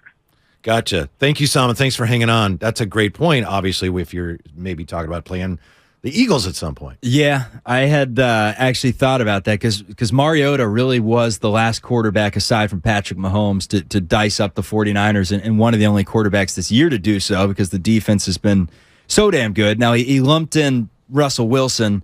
The 11 points that the Broncos put up, I don't think that was really on Russell Wilson as much as it was the 49ers just couldn't move the ball / put the ball into the end zone that game. But I'm looking around the NFC because AFC, you got a little bit of mobility from Patrick Mahomes, from Josh Allen. Joe Burrow can improvise a little. He's not going to run much. Charlie's from Ohio. You get all the way to the Super Bowl, then maybe you worry about it a bit. But in the NFC, it's really just Jalen Hurts, right? Kirk Cousins, you're not worried about the read option. The thing about Minnesota, though, and I understand that they're up, they're down. You know, are they still upside down in their points scored, points allowed? I don't know. But that win over over Buffalo, that was staggering. And then to back that up, and I know the Colts were they contributed to their own demise, but to see Minnesota then come back from that 33-0, I'm not eager to dismiss the Vikings as they're total frauds because they've done some impressive things this year despite their inconsistencies, and they're defensively they're not what they used to be. Yeah, I mean that's impressive stuff. They have a lot of talent. There's no doubt about that, especially on the offense. I mean, you're talking Dalvin Cook in the run game and with the receivers that the Vikings have. I mean, Adam Thielen, is Thielen at this point the 2 or the 3? He's probably their number 2 receiver, right? Yeah. But if you're counting Hawkinson in there as a pass catcher too, Adam Thielen may be your 3rd best weapon. It's a pretty good 3rd best weapon to have. Right. They're loaded. So, I know they are. There's something fraudulent about them. The real ones know. When a team is fraudulent, the real ones know. And there's some, I can't quite put my finger on it, but there's something fraud. How much of that could be a vague Kirk Cousins bias? Maybe it is.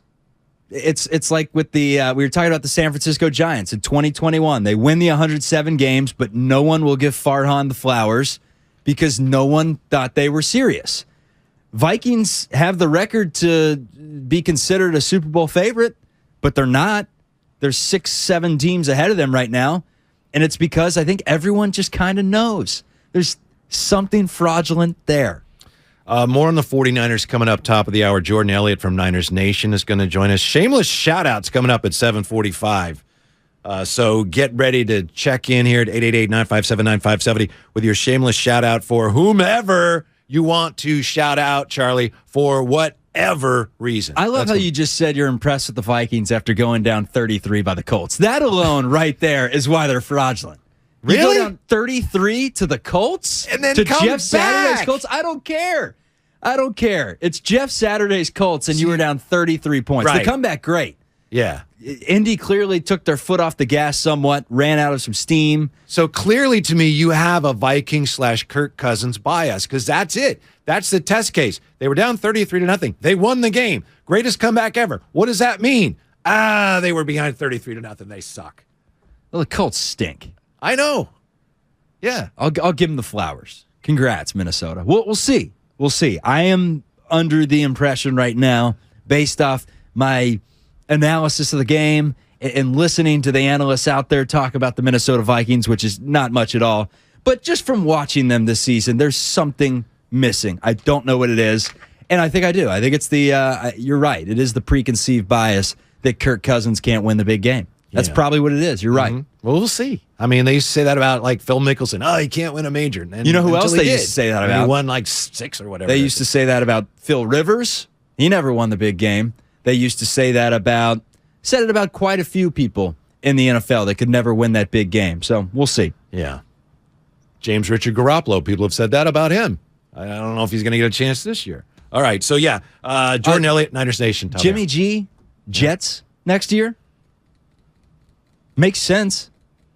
Solid reconnection with Jimmy, because Wilson's gone. Yeah. I'm probably in the minority here, I'm guessing. I'm kind of a Jimmy G fan.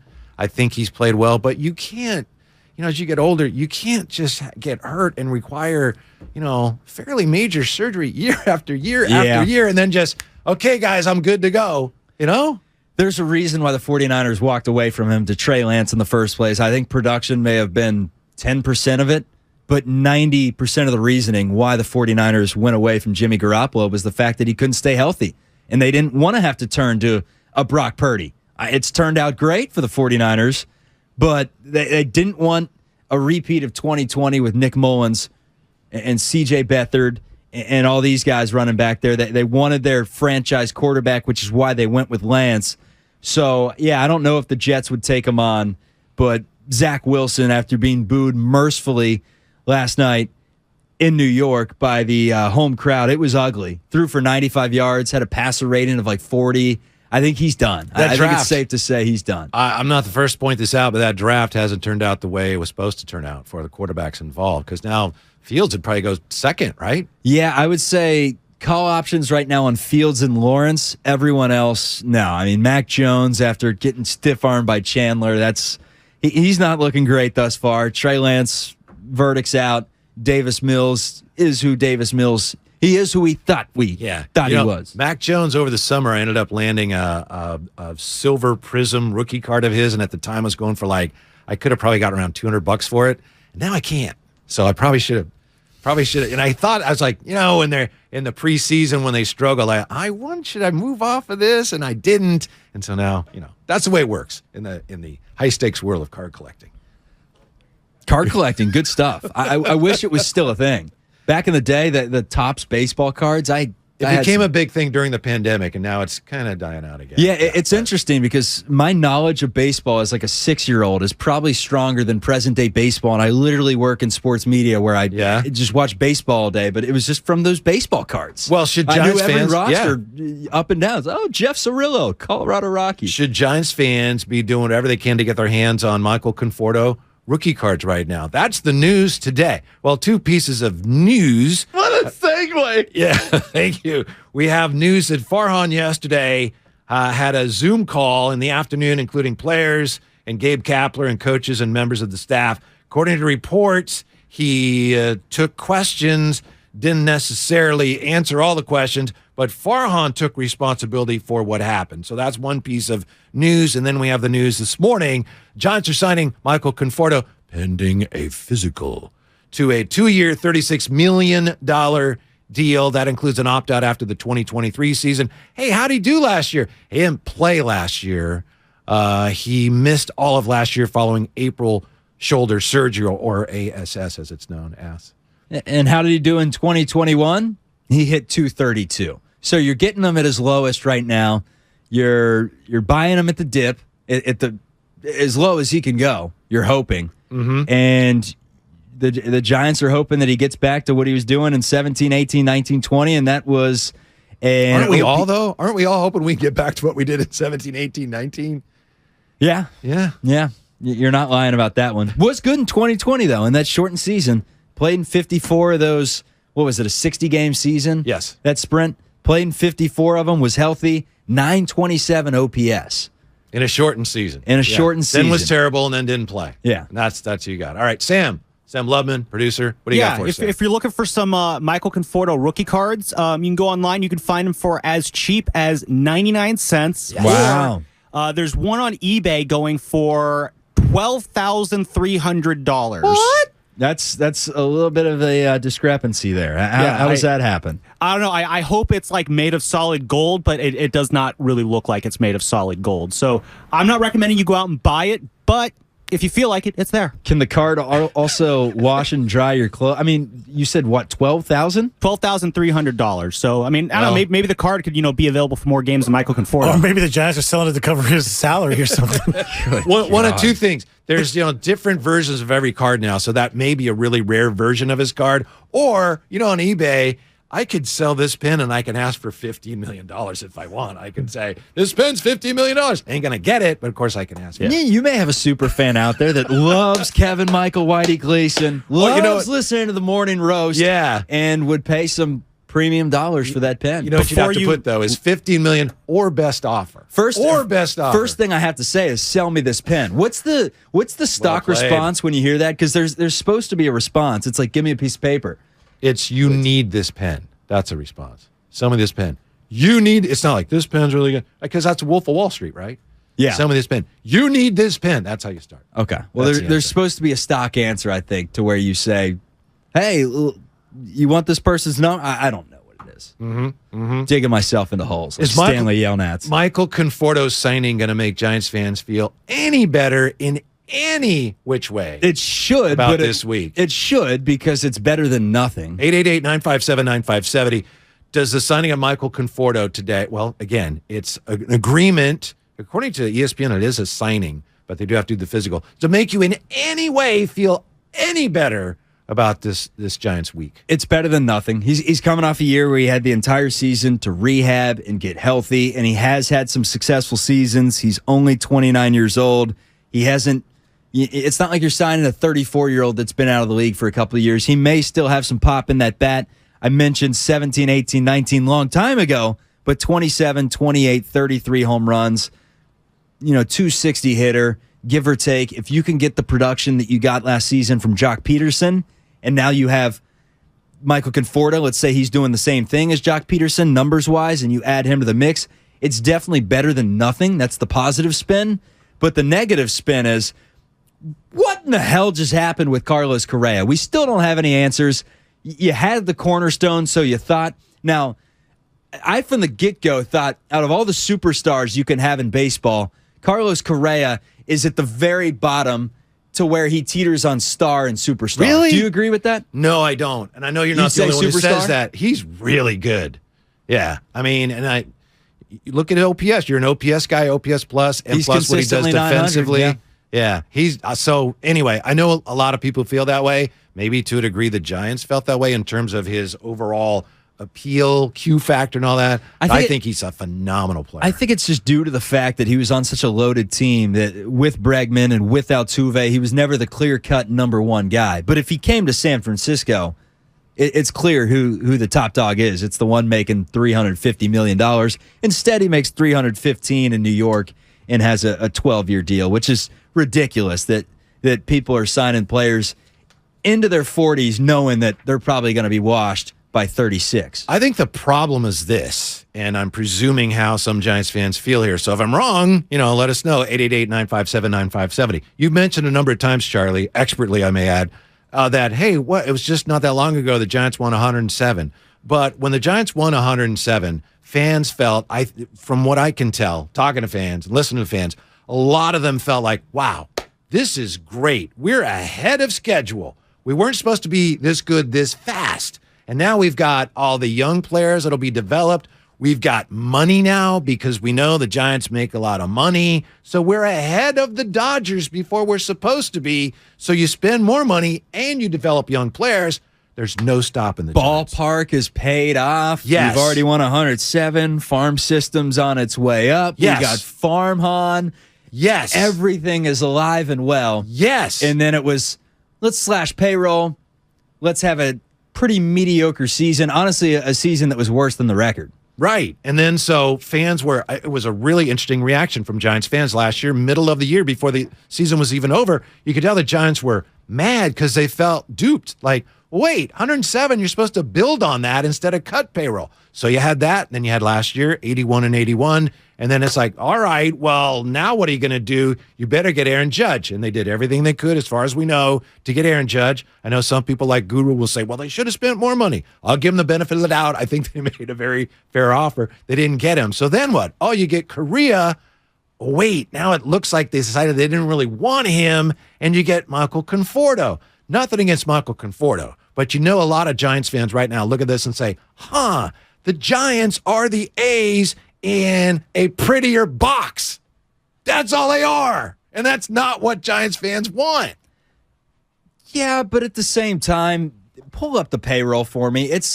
They spent like 6 times more money than the Oakland A's did this offseason. So, well, I know. So if we're getting down to the facts. But if we're going to compare them to the A's payroll, I mean, the thing is they cut payroll after they won 107, and the teams that you want to compete with in the National League, presumably, well, that's the problem. Phillies, Everyone Padres, is Mets. spending so much money, especially in your state and in your division. It does. It costs money, and it costs these ridiculous contracts.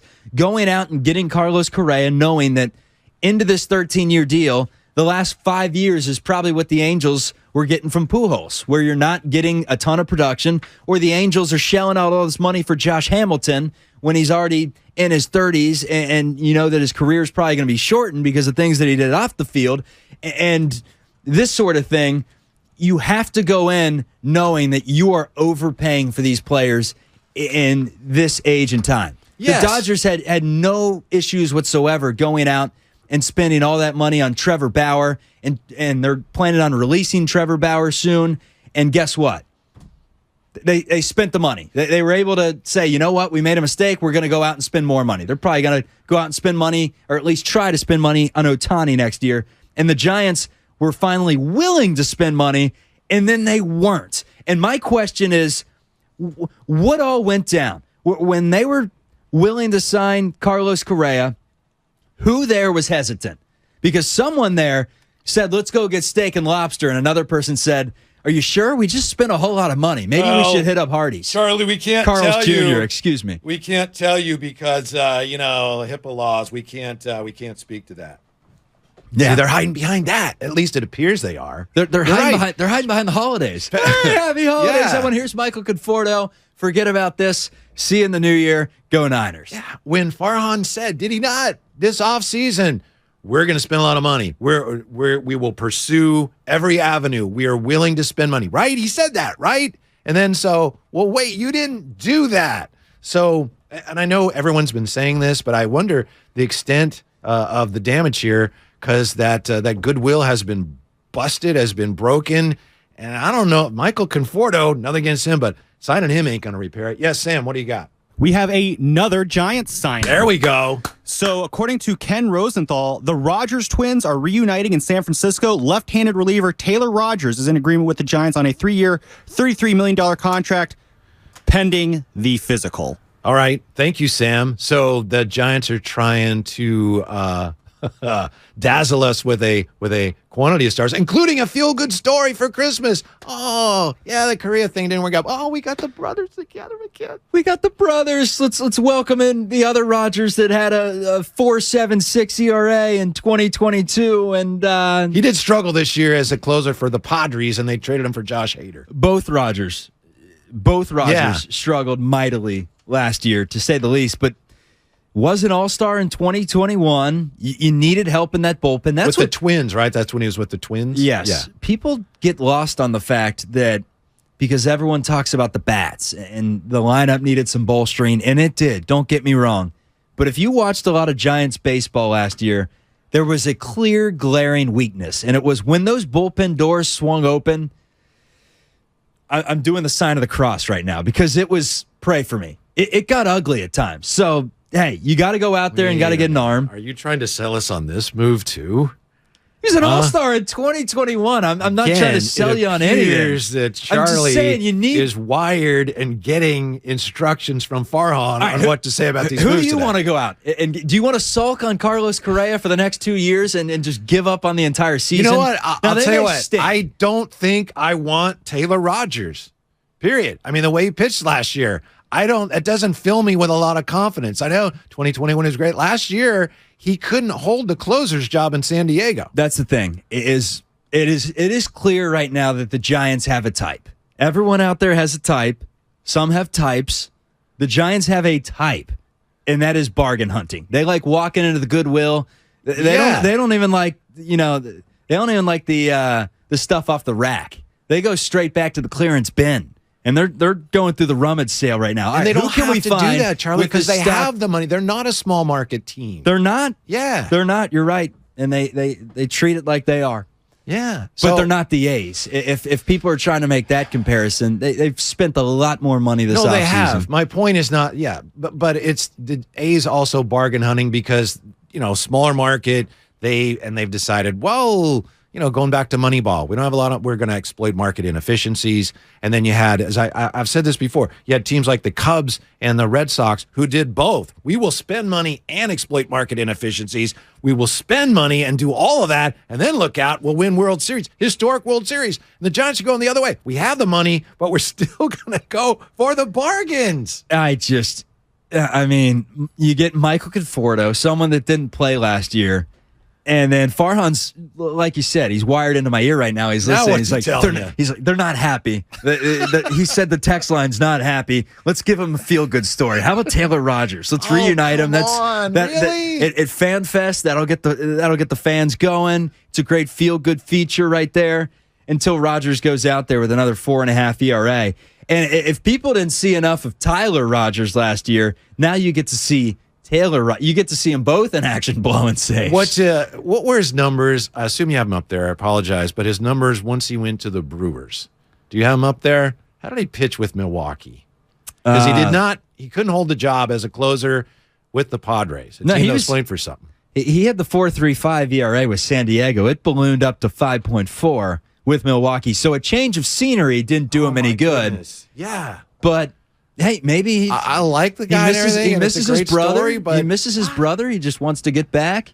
I mean, maybe the Giants probably see something. Oh no, we can fix this or fix that. But wow, no Correa. But you got Conforto who didn't play, and you got Taylor Rogers, who got destroyed last year. So tell me this hypothetical situation: the Giants. This is terrible. This is getting worse. It is. But the Giants go out there and they win some games this year, and they make the playoffs. Are we still talking fraud? Or are we going to give the front office some credit for bargain hunting and maybe pulling out some players that other people have given up on? Time will heal all wounds if they can win some baseball games, or there will still be a large percentage of the fan base out there that's upset about Correa even if they're winning games because people weren't fully satisfied when they won 107. I think it depends if they kind of sneak in backdoor, wild card, and then they get bounced. I don't think people are going to be happy just because, well, here's the problem. First, let's talk to Goose and Tracy. Then I'll tell you what the real problem here is about the way the Giants have reacted to the Correa situation. Goose, you're on the Morning Roast. Whitey and Charlie, what's up? Merry Christmas. Merry Christmas, guys. Good morning. Thank you. I started laughing when I heard about that they signed. What's his name that they signed from the Mets? Michael Conforto. Yeah. So he was out the entire year with surgery, shoulder surgery, and they signed him. But they were so concerned about something that happened to Correa 14 years ago. Man, that's just like putting eggs in their face. Like, come on, you guys, are you serious? I mean, can it get any worse than that? First, thank you, Goose. That's one thing. It can always get worse in anything. Never say, oh, can't get any worse, because no matter what, it can always get worse. But I understand your point. And here's the problem as I see it, Charlie. That so many Giants fans now are still reacting. They're still trying to figure out how they feel about the Correa situation. That's why it's so important for the Giants to come out at some point and start to explain and try to explain. Because the longer you wait, the more those emotions get hardwired into your brain. It's like if you do something wrong and you want to apologize to somebody or explain, you want to do it as soon as you can, right? If they think that, we'll sign a few guys and everything will be fine and maybe we'll address this spring training, people's feelings about this are going to be so hardwired that they're not going to change them. And what they're giving the sports media and the radio talking heads more ammo right now. Yeah. Because we can just assume and we can guess and we can say, hey, they were in this hotel Carlos Correa is there ready for his press conference, and the Giants literally within 3 hours of the press conference backed out, got cold feet, didn't want to spend the money, didn't have the money to spend. That's the thing. They had the money to spend. It was something, a deeper dive into the analytics along with his 6th grade paper cut, his x-rays. I don't know what it is. Paper cut 6th grade, but a really bad one, as Craig and I have discussed. It needs stitches, but a big Band-Aid. Yeah, I mean, Michael Conforto is a lot more of a bargain than Carlos Correa when it comes to, yes, he has the injury history, but at the same time, Carlos Correa has been fine for a long time in this league and is still young. He still hasn't hit that. He's what, 28 right now? He's 28 years old, would be entering his 29th year of life next season. Looks good on a cable car, too. It looks good on a cable car. And I'm pretty sure the Giants could have squeezed at least half. 6.5 years would be my over-under of Carlos Correa playing at all-star level. I'd even go as high as 7.5, 8.5 years of that 13-year deal. That's not bad. You know, what threw me was the whole part about, he's in the hotel room with the family and he's got, the in-laws looking at him. You think about that. You got her dad staring at you going, told you he never was going to make it to be anything. That's the worst. You're he's right. Just shaking his head the at whole you in-law like, thing. You married this guy. He's a loser. Look at this. Yeah. And he's getting, ever since 12th grade, this is what happened to him. Told you he'd never make it to anything. Yeah. That's just wrong for a guy, man. You know what, Craig? It's like Dustin Johnson married to Gretzky's daughter. And, as great as he is, they go over to the in-laws' house and Gretzky's got MVPs and Stanley Cups. Yeah. You won the Hager Slacks Open. That's cute. You won the John Deere Classic. Great job. I mean, I know he's a really good congrats golfer, on the but you're Barbasol right. championship. Yeah, you're right. The in-laws thing is the worst thing about it. 888-957-9570. Jessica's in Sacramento on 95.7 The Game. Jessica, Conforto and Rogers are Giants. What do you make of that? Oh, Conforto, I gotta say, and Rogers just feels like consolation at this point. And I've been a fan for 32 years, which I feel like I've spent so much money at the park. I've spent a lot of money as a fan, and this is what we get. And it's like you guys were saying earlier, is that apparently this is just what our organization is. And I guess I have to accept that. But it's just been a really frustrating couple of days as a fan. And I wish that the front office would talk to us. Thank you. I know. That's it. It's like, hello, we need some help here, obviously. And this wasn't your guys' fault, but everything that happened with, Arson Judge, that kind of hurt. And okay, that wasn't your fault, but you got to understand how we feel about that. And then this, and then you, nothing except Silent night. We got Michael Conforto and Taylor Rogers. It's kind of insulting. The Giants need the season to start worse than anyone, and it's not close to starting. That's the problem. I mean, pitchers and catchers report semi-soon. We got a long way until this season begins, and no signing that they make. I don't care if there's a third Rod. I don't care if the Rogers are triplets that I don't know about, and they bring in the other Rogers. They bring in John Rogers to make a three-headed monster of Rogers. They got Conforto to the mix. Hell, they can go out there and trade for a David Bodie. Go out trade for you don't even know who David Bodie is. They can go out and keep adding these. Yeah, they can go out and keep adding these. They can go out and keep adding these decent players to the roster, but it's not going to change anything until there are some answers. And quite frankly, I think there are a reason why there are no answers. Because they're bad no answers. Good answers. You're exactly they right. Screwed up. Yeah. They screwed up. Someone went rogue, or they all had this meeting, and someone went in there with cold feet, wasn't sure about it. 3 people were given handshakes, and a 4th person that controlled the money said, Gotta keep our composure. I don't know, folks. I don't know if we should be doing that. Then morning of, he woke up and said, we've made a grave mistake. We have to fix this. What do you think of the theory? When in reality, it's monopoly money for these guys, and it's just do it. Damon talked about this yesterday. I don't know if this is his theory as far as I know it was, but everyone's talking about a lot of things. And again, some of this may be, it's very speculative, but in the absence of an explanation, you can't blame us. But I think Damon was saying yesterday with Ray, and they're very funny. Ray's very funny. Ray, by the way, has been telling me for months, Giants aren't going to spend the money. And I've been trying to tell him, no, they're going to. They said they are. And he's been saying, they're not going to spend the money. You'll see. So I had to tell him a couple of days ago, I think you were right. Yes, OB. But Damon's saying, look, the Giants, they sign Correa. They come to agreement, come to terms. And then they realize no one's getting as excited about this as we thought they would. That's not good. because we thought we were going to make a lot of money on this. We're spending a ton of money on this. Maybe we shouldn't do this. Do we have any way to back out of this deal? Again, as terrible as that is, that's what it looks like, and that's why they have to address it. Well, that's amateur. That's Harry high school stuff. Everything can't be relative to Aaron Judge. You know, you just landed, even if he is a star and not a superstar, which you're saying he's a superstar and he's played like it for a long time. Yeah. He's won a World Series. He's been the man in Minnesota. He's been the Dodgers hate him. Dodgers hate him. Been one of the most consistent players in the league, and you had him. He said he was coming here, and you broke up with him. And the question is, why? You brought that on yourself. So I find it hard to believe. I know Farhan says I take full blame here. I think he's scapegoating.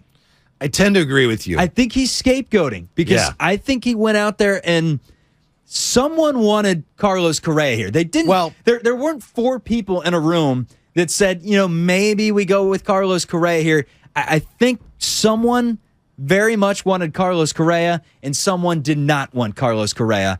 And in the moment it worked out, and as time passed and as the day came, it's like in Love is Blind, the TV show on Netflix, if you've seen it, they fall in love, they get to the altar, they've known each other for like a week, and then sitting at the altar they say, what the hell kind of a mistake have I made? I don't even know what this person's sister's name. Right. I don't even know what this person's favorite color is. I don't even know what this person likes to eat because they've been living in a frickin' pod for the last month. Now, if you don't understand the reference, finished season 3 is what you're telling us. That's applicable for any season. Yeah, very brilliant analogy. I agree with you on Farhan though, because my guess is that if this was coming from Farhan, he would have made his point and prevented any of this from happening.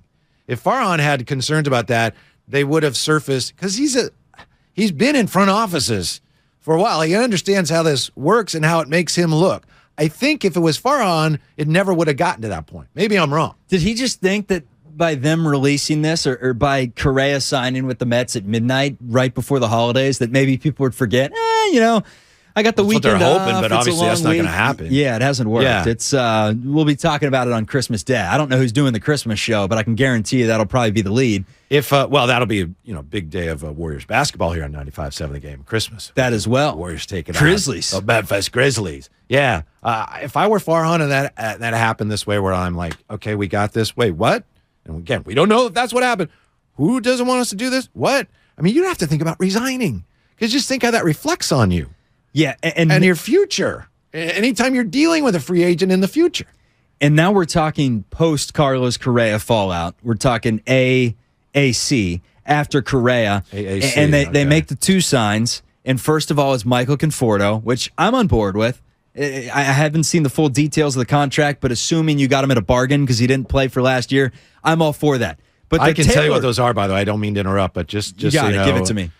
2 years, $36 million, and I believe there's an opt-out in there somewhere. 2 years, $36 million. Is it just me, or is that a lot of money for a guy that didn't play last year?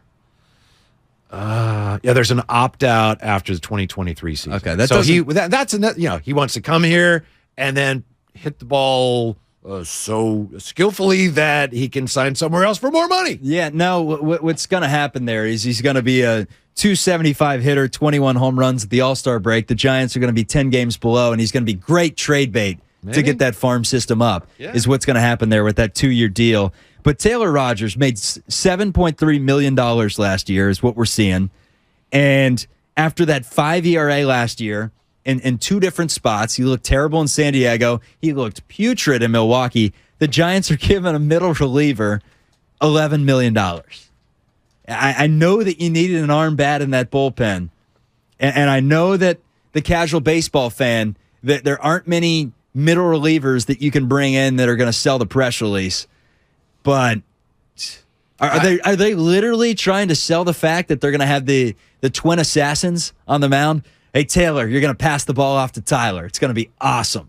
Yeah, right? Taylor's going to give up a 3-run homer, and Tyler's going to follow it up with a solo shot as he whizzes in that 76-mile-per-hour Frisbee. I don't mind the amount of money they're spending on these guys, and I agree with you. I mean, it's not hard to argue that, well, these guys make you at least incrementally better, but it's just a matter of no. You can't keep up with everybody else that we want you to keep up with if that's who you're signing. 888-957-9570. John in Benicia, California. John, are you feeling any better about the Correa situation now that you have Conforto and Rodgers?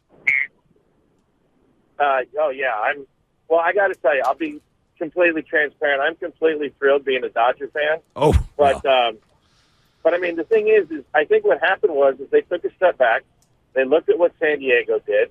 They saw that the Dodgers lost the Turner brothers and probably are not going to miss a beat. And they said, wow, $300 million to come in third place. What are we doing?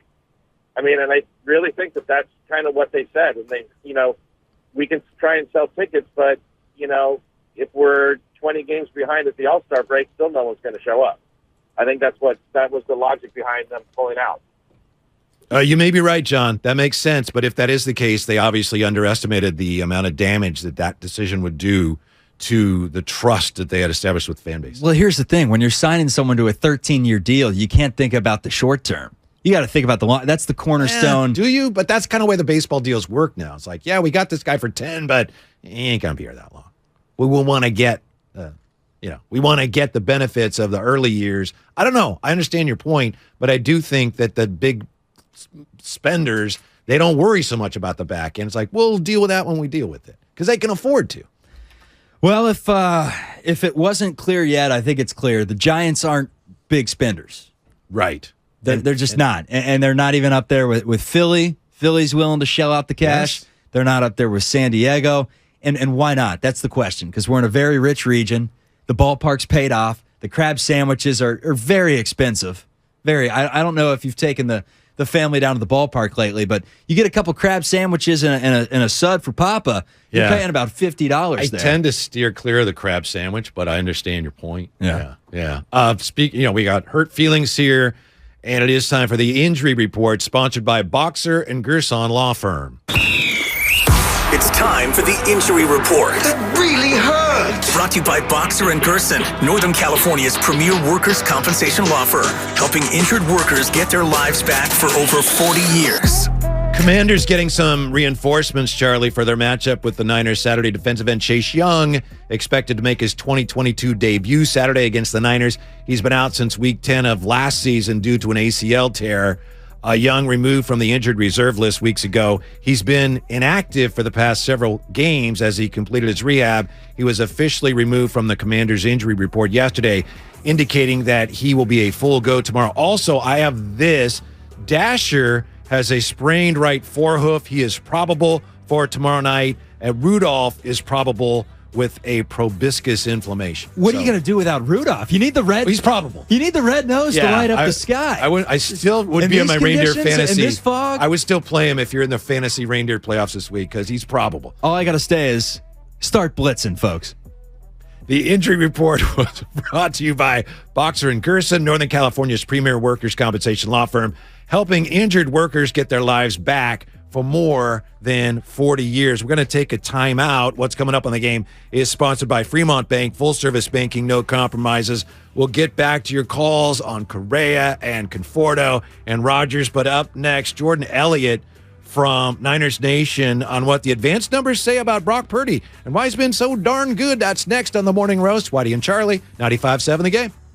It's the most wonderful time of the year on 95.7 The Game. Oy, oy, oy!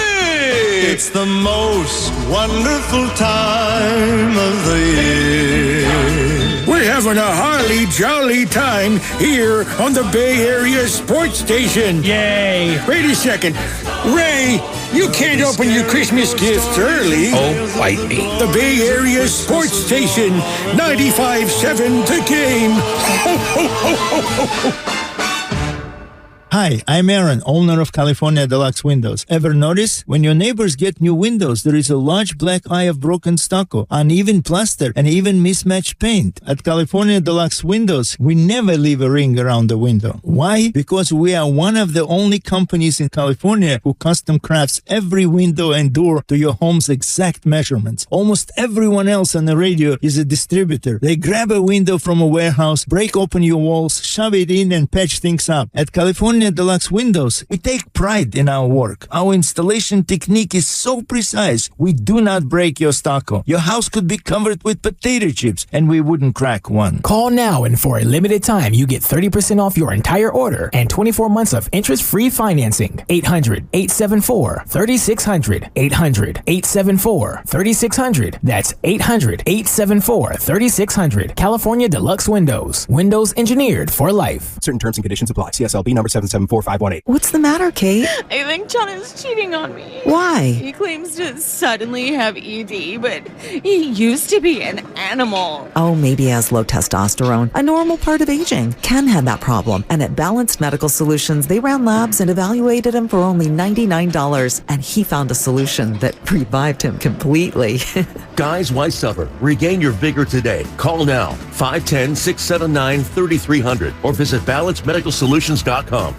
Hi, welcome to IKEA and our winter sale. Hi. We've got hundreds of offers on everything from storage solutions to... I'm sorry, did you say hundreds? Yes. I'm still working from home. Anything to help me get organized? Absolutely. Check out our offers on shelving and desks. Ooh, what about mattresses? Yep, those too. Dressers? Sofas? Yes, and yes. I think I need a bigger cart. Visit us at IKEA-USA.com/offers for details. Offer dates may vary. U.S. only while supplies last. Selection may vary by store and online. See store and IKEA-USA.com/offers for complete terms. Restrictions apply. Stretch your lashes to new heights with CoverGirl Exhibitionist Stretch and Strengthen Mascara. Up to 60% longer looking lashes. It's an instant lash extension effect. Lift, stretch, and lengthen with a lightweight formula infused with biotin, peptides, and provitamin B5 for strength and protection against breakage. Looking for a lash extension in a bottle? Try CoverGirl Exhibitionist Stretch and Strengthen Mascara for up to 60% longer lashes. From easy, breezy, beautiful CoverGirl. Tune in to 95.7 The Game for Warriors Live, 60 minutes before tip-off of every Warriors game. Brought to you by Xfinity. Supercharge your home with supersonic Wi-Fi. Unbeatable internet, only from Xfinity. Looking for a holiday dining experience to remember? Look no further. Afici San Francisco's newest culinary dining adventure is now open at 680 Folsom Street in San Francisco. Visit our website at aficisf.com to book your reservation today. That's AFICISF.com. End this year on a high note at Big O Tires year-end sale. Get great deals on name brand tires for cars, pickups, and SUVs. Plus, save on auto care services with financing options available on credit approval. Visit BigOTires.com for all year-end sale offers. Ends January 8th. UCSF Sports Medicine Center is dedicated to treating every type of athlete, from kids to adults, amateurs to elite professionals. As one of the best orthopedic programs in the nation, UCSF has programs to optimize an athlete's performance and the latest advancements to treat the most complex sports injuries. With locations throughout the Bay Area, now including Marin, Walnut Creek, and Redwood Shores, it's even easier to make an appointment today. Visit ucsfhealth.org so you can get cleared to play. UCSF Health, redefining possible. When you need to know what's happening, it's time to get in the huddle. Whatever happened to teams saying, we're not going to pay? Whatever happened to, hey, I know you're in your third year of your fifth year, contract, your 5-year contract. We're not paying you. Come back, play great. I don't give a damn if you unfollow us on Instagram. Listen to In the Huddle, available on the Odyssey app or wherever you get your podcast. So I switched to Boost Mobile and got this free Samsung Galaxy A23 5G phone. Why do you think they call it the Galaxy? Maybe because the Samsung Galaxy A23 has a huge screen, and galaxies are huge gravitationally bound systems of stars rotating around a supermassive black hole. And the phone is free? When you switch to Boost Mobile. Cool. You lost me at gravitationally bound. Switch to Boost and get a free Samsung Galaxy A23 5G phone. Boost Mobile. Unleash your power. Limited time offer while supplies last. New customers only. Excludes tax. One device offer per line. Only available on certain networks. 5G not available everywhere. Additional restrictions apply. See your local Boost Mobile store for details. Hey, here's a question. After you wear your clothes, you toss them in the washing machine, right? Nobody wants to wear dirty clothes. So how come you don't throw your shoes in the washing machine when they get dirty? I mean, come on. Your shoes are touching the filthy ground all day long. Gross. Well, with Skechers, You can, because most Skechers are machine washable. That's right. Skechers are specially made so you can toss them right in the washing machine and keep them clean and looking new. And when they look new, you can confidently wear them longer. That's less shoes you're going to want to throw away, which means less waste. And it'll save you tons of dough. I love that. Plus, machine washable Skechers are for the whole family, men, women, and kids. So when your kids get their shoes dirty, and we know they will, just wash them. Brilliant. And even our latest technology, new hands-free Skechers slip-ins are washable. You just step right in and go without bending down or even touching your shoes. So give your Skechers the same treatment you give your clothes. Just toss them in the washing machine and keep them looking brand spanking new. Find machine washable Skechers at a Skechers store, Skechers.com, or wherever stylish footwear happens to be sold. You're listening to 95.7 The Game, KGMZ FM and HD1 San Francisco. Always live on the free Odyssey app.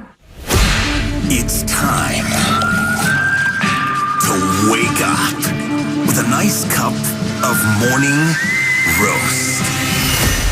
Featuring Fillmore's finest, Monte Hill. The pride of the Excelsior, Joe Butcher Boy Shasky.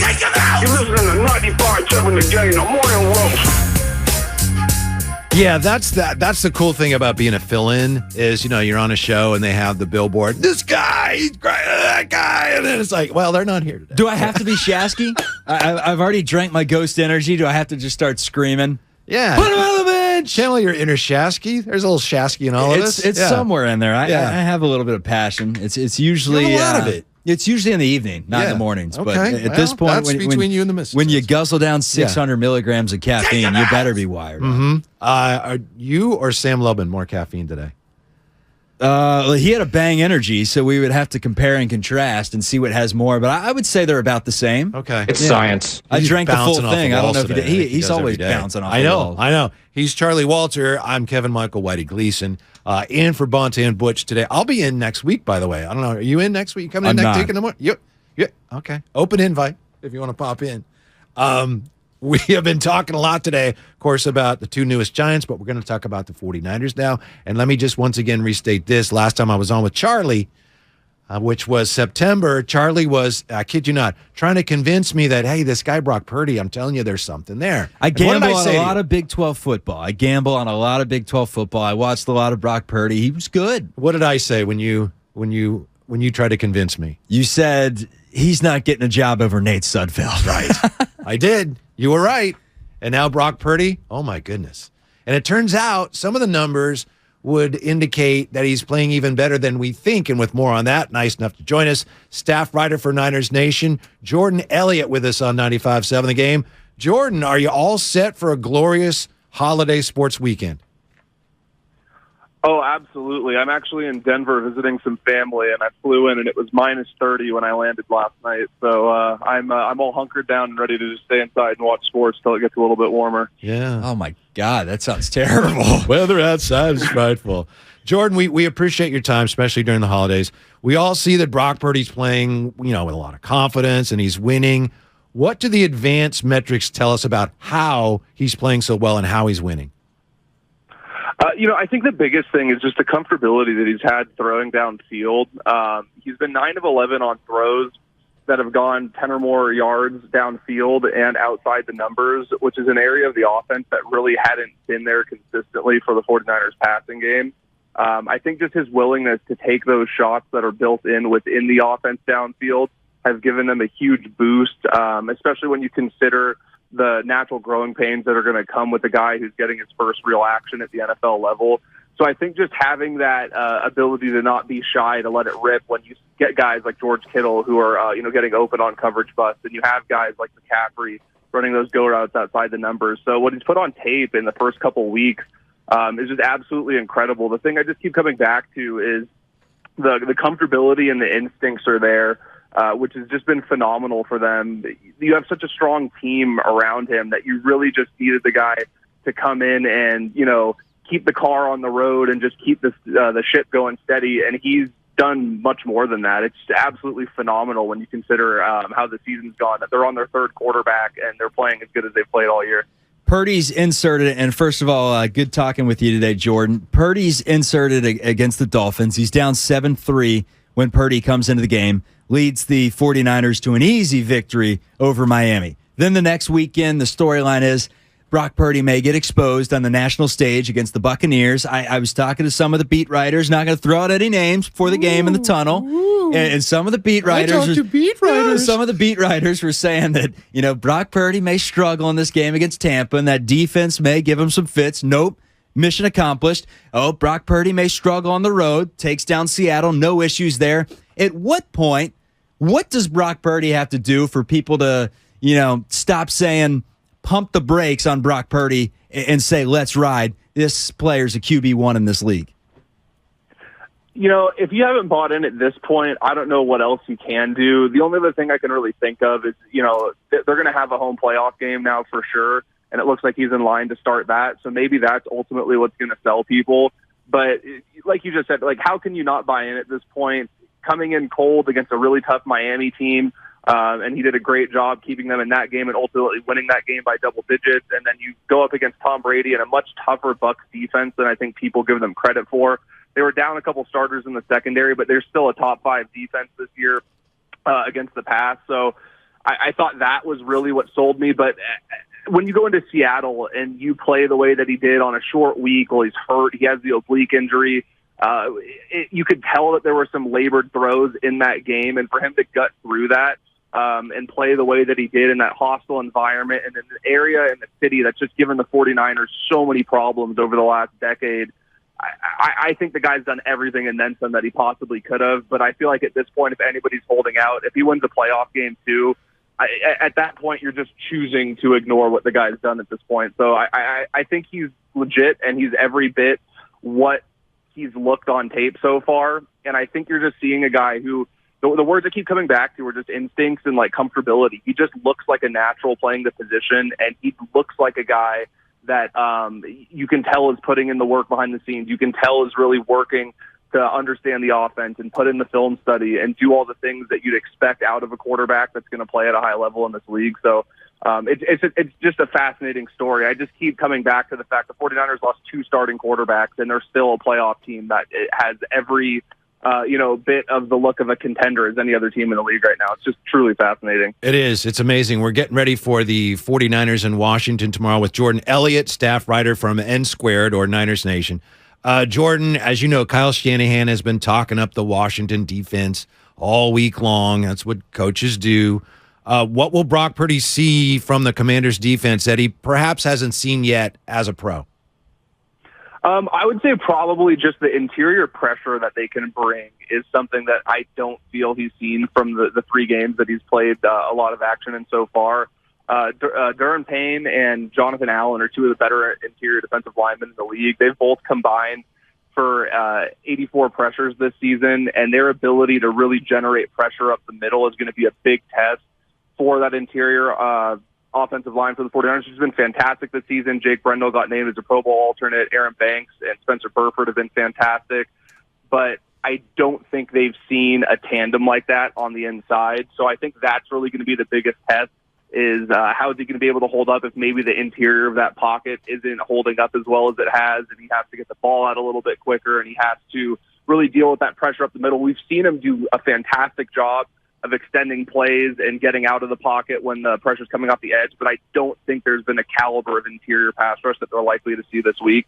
So that's the big thing I want to keep an eye on is how can the 49ers interior offensive line hold up, and when they do inevitably get beat, because again, Washington's fantastic. I don't think it's an indictment on the 49ers offensive line. If they do get beat a couple plays here or there, how is Purdy going to respond to that? Because I think that interior pressure is something that even the best quarterbacks in the league struggle with from time to time. So I'm really interested to see what Purdy does when that inevitably happens. All right, let's switch over to the defensive side of the ball, Jordan. Javon Kinlaw back, ready to go, it sounds like, for the stretch run. How big an addition is Javon Kinlaw to this team right now? I think it's huge because while the interior defensive line has performed very admirably in his absence, they're starting to lose bodies pretty quickly, and they were getting really thin there. So just having another healthy body in itself is tremendous at this point in the season. But Kinlaw is a guy that is so good at doing things that won't show up on a stat sheet, and I think that's why there's so much doubt with where he's been as a player in the couple years in the league, because people want to go to stacks and forced fumbles, and all these metrics that are going to show up in a box score. But what it won't tell you is the double teams that the guy is eating, the way he's able to free up other rushers when they call these twists and stunts on the defensive line. So I think getting a player of his caliber back is not only going to help them with the direct impact he'll have against the run, but also freeing up guys like Charles Omenihu and Nick Bosa to run these twists and stunts and other things on the defensive line.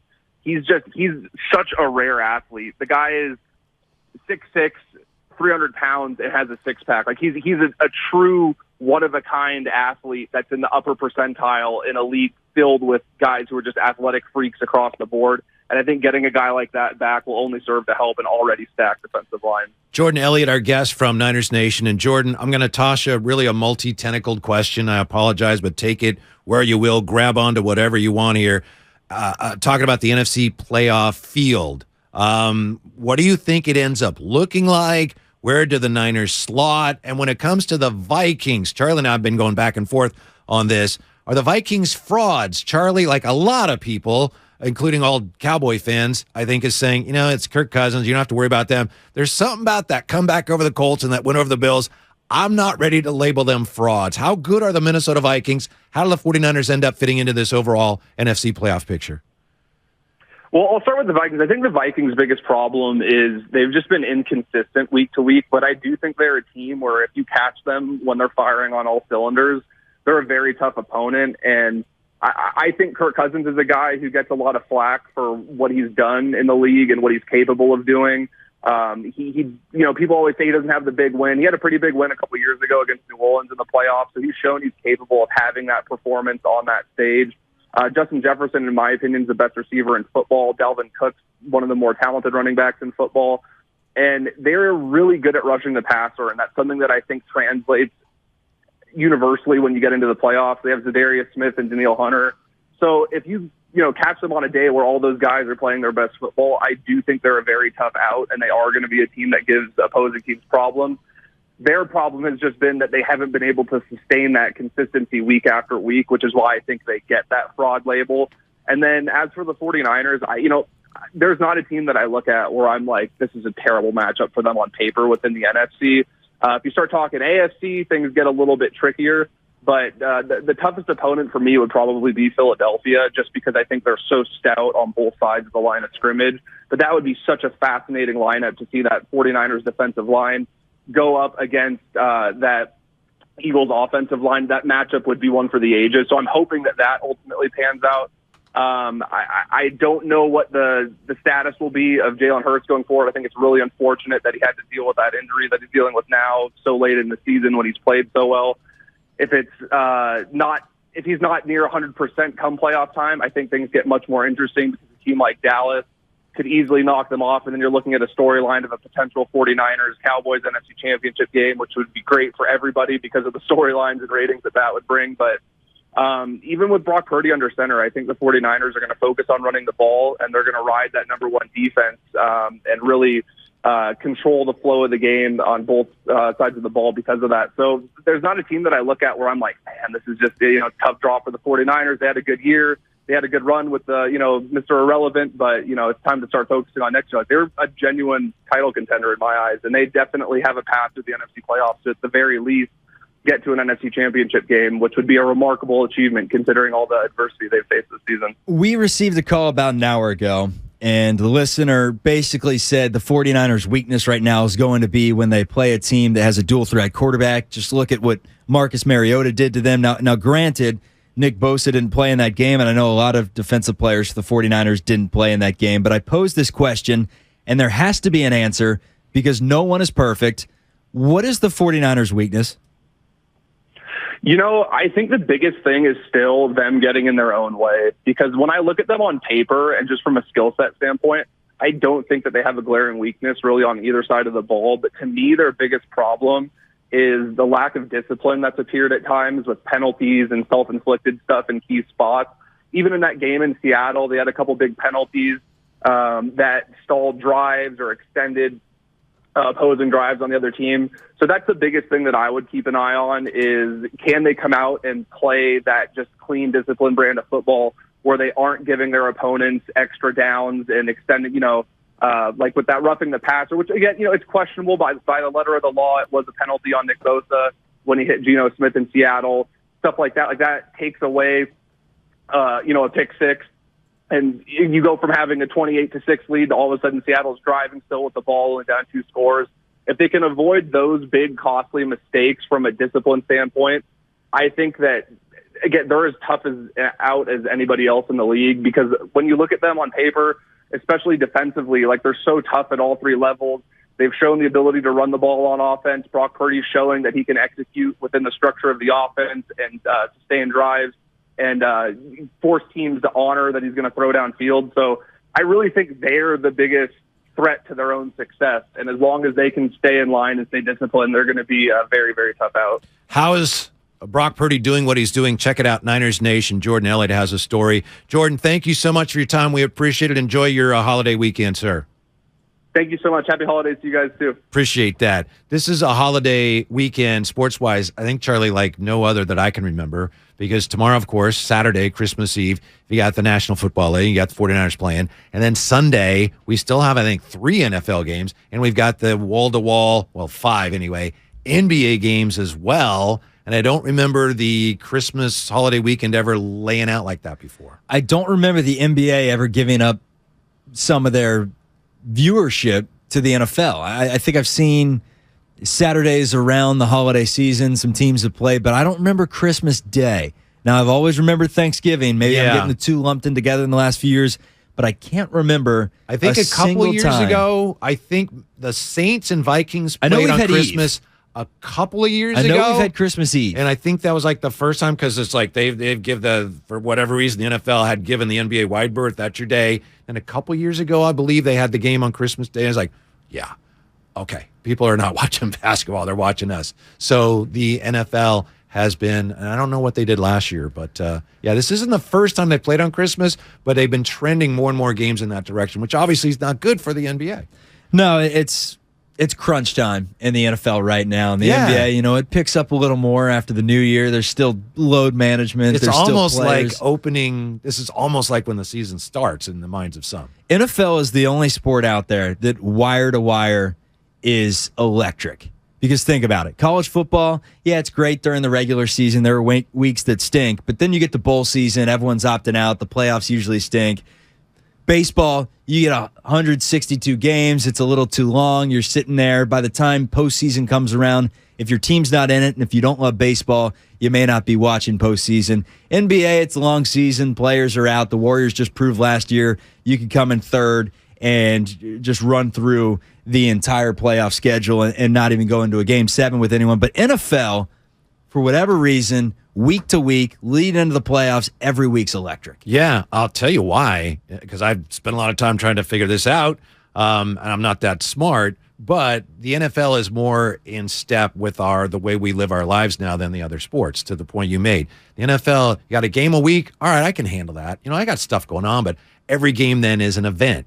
Now, of course, if you're pulling for a team that's terrible, halfway through you're bailing, but look at this 49er season. Every game matters. There's something at stake. And the NBA has admitted they're trying to figure out how to make the games more meaningful. So they're trying to add games to do that. We'll have more playoff games. They'll be more meaningful. We'll try to add an in-season tournament. That'll make those games more meaningful. Baseball, 162, you just can't do it. There's no way the games will be as meaningful. So football just has a leg up in that sense, that's great. One game a week means a lot. We can handle that. And the other sports are trying to figure out how to emulate that, but they can't because they got to play so many games. Very good point. Wise words from a wise man. Oh, I mean, I appreciate that. Very eloquent there. Yeah, but that's what it is.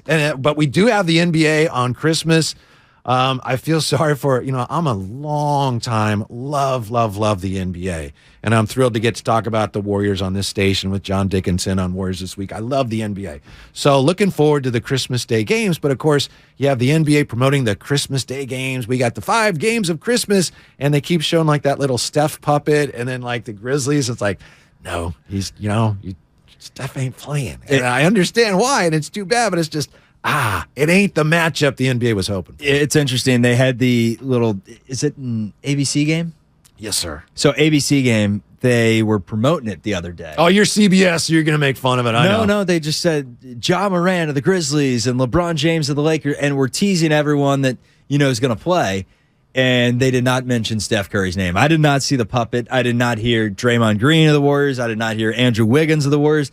I think they're probably, like a lot of people, waiting to see who actually comes out and plays in the game. Although it sounds like Wiggins, maybe a full go. Maybe, but we've been saying that for a while. Some of that's the way the Warriors release information about injuries, and some of that is just the nature of the injury. I'm not worried about the Warriors as long as they get healthy sooner rather than later. I know that some people point to the beginning of the year and say even with a fully healthy roster, they just weren't clicking on all cylinders. I'm one of those people, but go ahead. They have plenty of time. Yeah. They have plenty of time to figure this thing out. However, if Steph's shoulder lingers into February, then it could be an issue because then you could be 5 back once March hits, and then you got to win every game.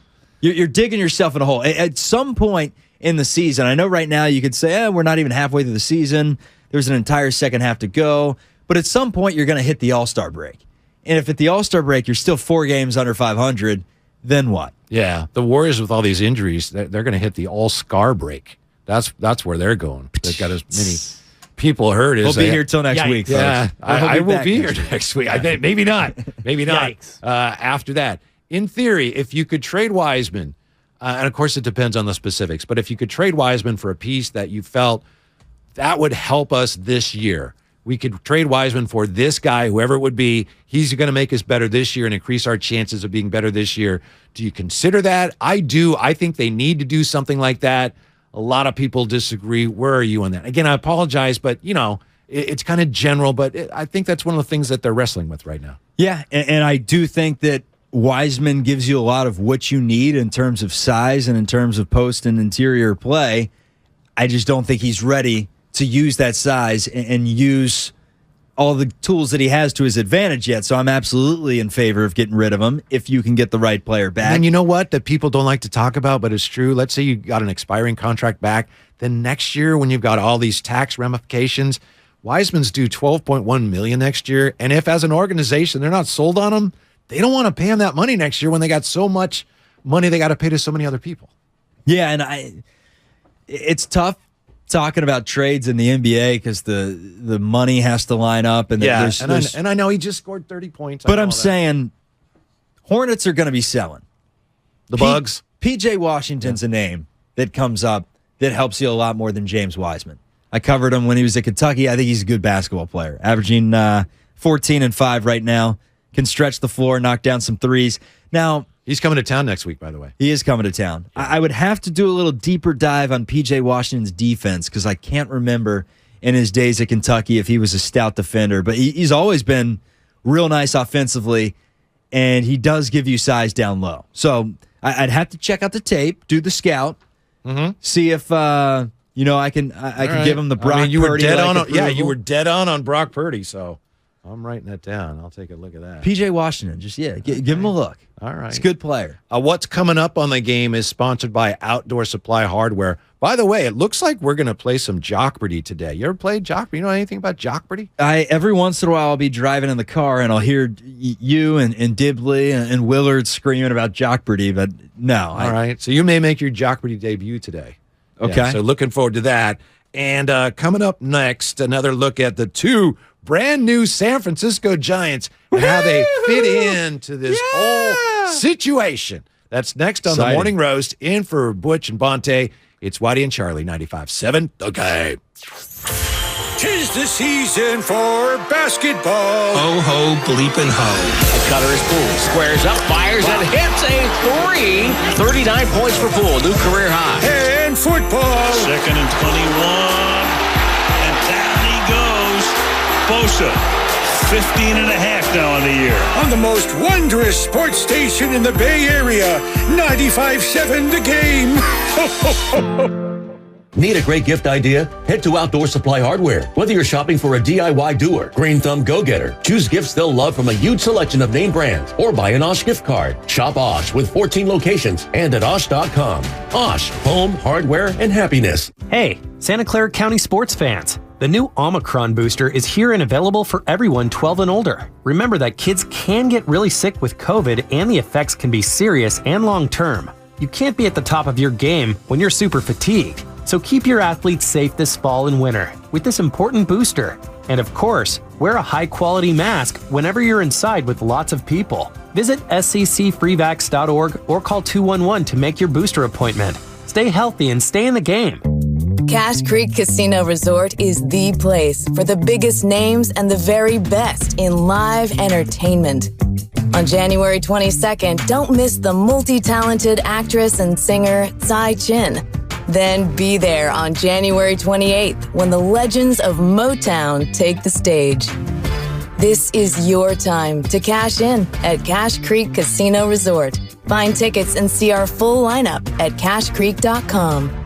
Hi, welcome to IKEA and our winter sale. Hi. We've got hundreds of offers on everything from storage solutions to... I'm sorry, did you say hundreds? Yes. I'm still working from home. Anything to help me get organized? Absolutely. Check out our offers on shelving and desks. Ooh, what about mattresses? Yep, those too. Dressers? Sofas? Yes and yes. I think I need a bigger cart. Visit us at IKEA-USA.com/offers for details. Offer dates may vary. U.S. only while supplies last. Selection may vary by store and online. See store and IKEA-USA.com/offers for complete terms. Restrictions apply.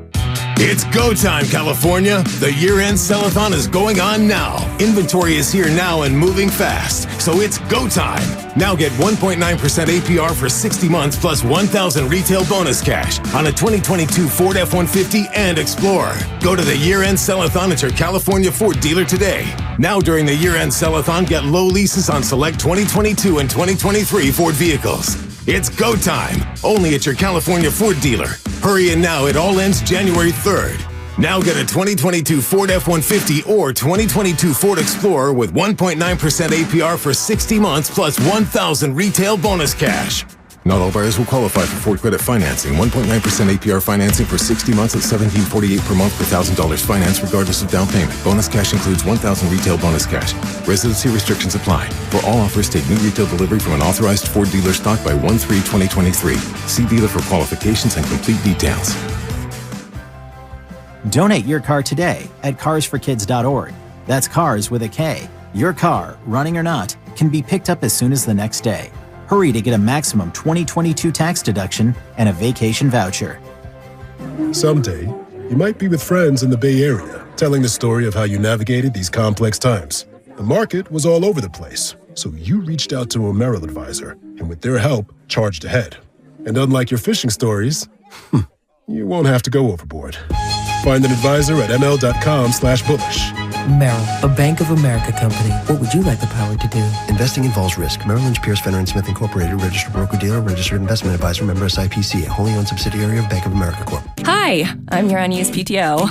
It's almost the end of the year, and if you don't put me on a timesheet, I will be gone forever. Use me or lose me. Let's get away. It's getaway time. Get our best deals of the season on a new Hyundai. It's your journey. Own every mile at the Hyundai Getaway Sales Event. Now get 0% APR, 0 payments for 90 days, and $500 bonus cash on select vehicles. Hurry to your local Hyundai dealer now during the Hyundai Getaway Sales Event. Offer ends 1/3/23. Call 1-562-314-4603 for complete offer details. This is a special notice to all U.S. taxpayers. It's good news for all Americans who owe back taxes to the IRS or state and struggling to pay them back. The IRS is now making it easier to settle delinquent tax problems through a federal program called the Fresh Start Initiative. Due to the financial hardship many are facing in this current economic downturn, qualifying for this program will settle your delinquent tax problem, end all collections, and may even reduce your back taxes by up to 99%. For this free information and to see if you qualify, call the hotline at the Tax Hardship Center by dialing 800-411-6406.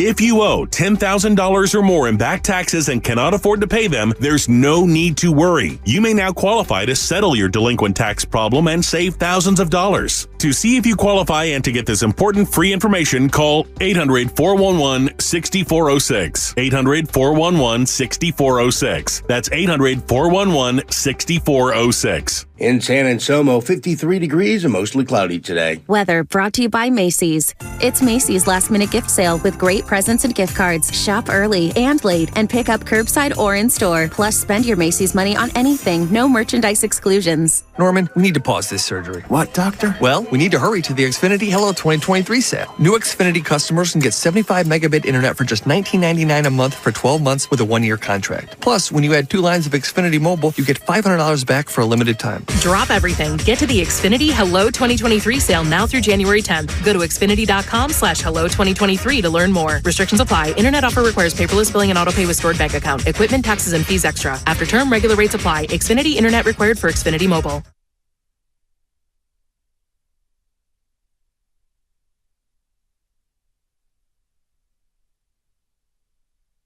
Now, back to the morning roast with Bonte and Shasky. They're actually not here today.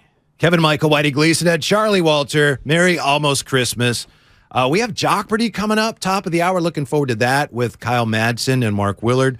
My understanding is my sources tell me that Mark Willard, who's had a really tough week, like so many real diehard longtime Giants fans, he's already talking himself into these signings today, getting a little enthused about them. So looking forward to talking to him about that. And we'll get back to that in just a moment here. But Charlie, first, seeing as how it's just about Christmas, let me throw this at you. And Charlie doesn't know I'm going to ask this. And, of course, you don't know I'm going to ask you either on the Xfinity Mobile text line, 888-957-9570. The best sports-related Christmas gift you ever received or gave? Between now and the end of the show, pardon me, if anything comes to mind, the best Christmas-related gift that you ever received or gave. I'd love to know what it was or what comes to mind. It's an easy one. Is it? That's awesome. It's not going to relate to anyone from the Bay Area. That's fine. But it's a hockey puck? No, seriously, South Bay. My Aunt Shirley back in the day, she got me a pair of socks. So I thought, and I opened it up, and she would always mess with me and say, "You're getting socks this year." And nowadays, I could actually use the socks because the sock fairy comes in and takes one of the pair, and right. I only have one sock. I don't know how that happens. It's like, how do I have 40 socks here? Don't you have not dogs? One match. Don't you have dogs? I have dogs. Is that part of the problem, maybe? It could be part of the problem. I see some hair on one, and I just throw it right in the trash can. This is worthless. Oh, I thought maybe the dogs would take them. But That too. Yeah. Maybe they're burying them in the backyard. But Aunt Shirley gets me some socks, and I throw them on the ground. I remember I was in 3rd grade. I was upset. I was like, really? Shirley? Socks? Excuse me. And she says, open them at that point. And I opened them up, and there were some tickets to, this is why it's unrelatable, a Cincinnati Bearcats game. At the time, under Bob Huggins. And in that Bearcats game, this guy, Steve Logan, actually drafted by the Golden State Warriors, 2nd-round pick, 30th overall or 31 overall back in the year they took Mike Dunleavy. Steve Logan, actually, in that game I went to, outscored Southern Miss by himself. He had 41, Southern Miss had 37. Never forget it. Aunt Shirley shoots and scores. Aunt Shirley shot, and she shot a deep one and nailed it. Shirley for 3, it's good. You know those hockey games that are like with the rods and a tabletop hockey, and it's not like foosball, but you pull the rods out and then you spin them and the players turn and they shoot the puck? Yeah. You seen those? Yeah. Okay, my dad one Christmas got me a version of that, and I've never seen one before or since, but it was basketball. And right in front of a couple spots on the floor, there was like a ramp. So you'd get the ball, a little basketball, and dribble it or move it into one of those slots, and then you flick the guy and he shoots it. It was awesome, and I've never seen one before. Have you seen one since? I have not. I don't know where he found it. I don't even know what it's called. And it had like kind of NBA players. It had like East and West. And, they didn't have the rights to the players, so we tried to figure out, like, I think that's Pete Maravich, isn't it? East 44, whatever it was. But it was a really cool present. It was one of those total surprises because not only did I not expect to get it, I didn't know such a thing existed. This is turning into quite the Hallmark movie plot. I'm going to see you at the solstice, and I'll be like, look, Whitey, I got it. Yeah. It's called Hoopin' Heroes. You're like, oh, my God. I've been waiting 40 Christmases for... I don't know how old you are, Whitey. I've been waiting, we'll say 72. 10. Okay. Yeah. 40. It must have been... I've been waiting decades for this. It must not have been very popular because I don't know anyone else who ever had it. Yeah. Yeah. 888-957-9570. Brendan in Newark on 95.7 The Game. How you doing, Brendan? How's it going, guys? Good. So, best sports-related Christmas gift I've ever received. I'll preface it by saying we had season tickets to Candlestick, 13 rows up from the field for several years. And then when they moved to Levi's, to get comparable seats, we couldn't afford the licensing and everything like that because we had just had a kid. But when they were demolishing Candlestick, they gave old season ticket owners a option to purchase your seats. So my wife did that without me knowing, and I woke up Christmas morning to 2 Candlestick seats sitting in my living room, and they are still part of the family. I pull them out sometimes when I'm watching a critical game, but it was just one of those things that I never thought I would have seats from Candlestick of my very own, and having that Christmas morning was amazing. I'm almost getting choked up by that story. I know. I want to know, have you tallied down the record while sitting on that seat? It's not great. Oh no. It's better this. It's in 2019 and in 2022. It's a whole lot better. But I only pull them out in the championship games usually, just because they're metal and I don't want to scratch the hardwood. But that's amazing. I do have a lucky shirt that's going well this year. Thank you for sharing that, Brendan. That's a great story. That's a great wife, right? That's a great present. That is. Yeah. And now I'm looking up if that basketball game is called Bubble Basketball. 916 on the text line. They may have just completed the Hallmark script. I don't know. If you said it, I wouldn't go, oh, yeah, that's it, because I don't even know what it was called. But it was players. It wasn't like that game called, basket, where you just have a little lever. There were actually players like the hockey tabletop players. Were there, I don't see the players here, but were there like buttons on the baseline that you would push, like 8 buttons? No, it wasn't buttons. Again, that's what I'm not making clear because it's so rare. It was you manipulated the players with the rods. You pulled them up and pushed them back, and you'd pass the ball. We're from different eras. You could talk to me for about the next 45 minutes about this, and I'd have no idea. Well, nobody does. I That's grew it. up with Kobe Bryant courtside and NBA Showtime. I was a 64 guy. Yeah, Kobe. 888-957-9570. Ted in San Jose, 95.7 The Game. What's up, Ted? Happy holidays. Hey, happy holidays, gentlemen. Good afternoon or good morning, I should say. Thank you. I just want to talk about my Christmas gift. I was obviously a huge sports fan growing up in San Francisco, Bay Area sports and all that. But I remember going as a kid, going through the Sears catalog, circling toys that I wanted. And one thing I always wanted was the electric football. Yes. And luckily enough, Santa brought me one year. And then they also brought me the blank teams with paint. So we were able to paint our teams with them. And I was able to paint the 49ers on them. And it wasn't obviously, artwork type of thing, but it was great. And me and my friends, we had leagues and everything, and it was fantastic. Thank you, Ted. I appreciate that. I've got kind of a love-hate relationship with electric football, which, again, I'm sure predates you, Charlie. But you know electric football, right? You've seen it. Yeah. And it sounds like he had a great time with it. To me, it's one of those things that looks great. Dibs and I have talked about this a lot. It looks great, and you set it up, and you turn it on. It's like, where the hell's the guy going? He's going the wrong way. And then it takes, 20 minutes to set up the line again for every play. So, and completing a pass is impossible. It's the thought that matters. It But looks the great, but actually execution wasn't playing great. it to me is, I should have taken lessons from that college. Yeah. A couple decades later, you look at it and you say, we've come a long way in technological advancements. It's not as great as I once remember. But I it's a think little they loud, have too. You can't play it late at night or early in the morning. They have, you can turn it up to make it go faster, but then it's like getting an MRI or something. Yeah. Will in Marin, 95.7 The Game. Hey, Will. Merry Christmas. What's up? Hey, Merry Christmas, guys. Thanks for taking my call. Yeah, so when I was younger, my mom, it was really cool. She bought it around Christmas. It was sitting under the tree, and it was just like a little pamphlet. And I was thinking, man, I'm normally used to getting a little box.